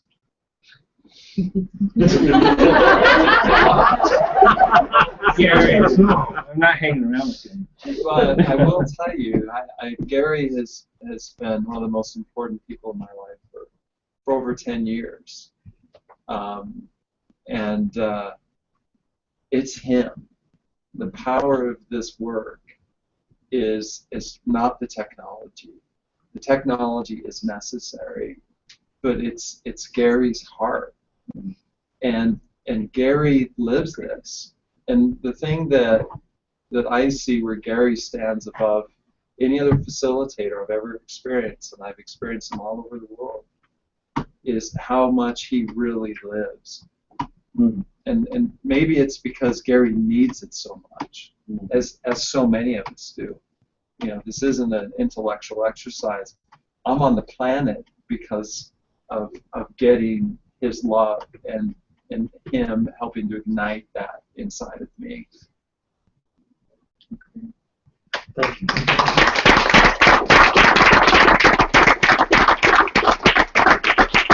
Any other shares? Okay, we will call it a night, and I want to say to anybody who's not signed up and considering it, please come and talk to me, because I will make it happen for you. Have a great night. We'll see you tomorrow night at 6:30. Garrett, we're going to be around. I guess we'll be here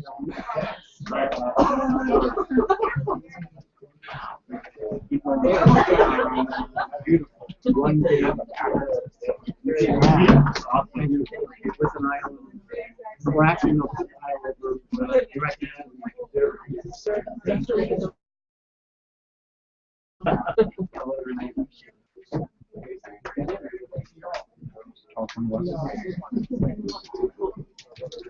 Thank you. I couldn't believe You it. betcha. I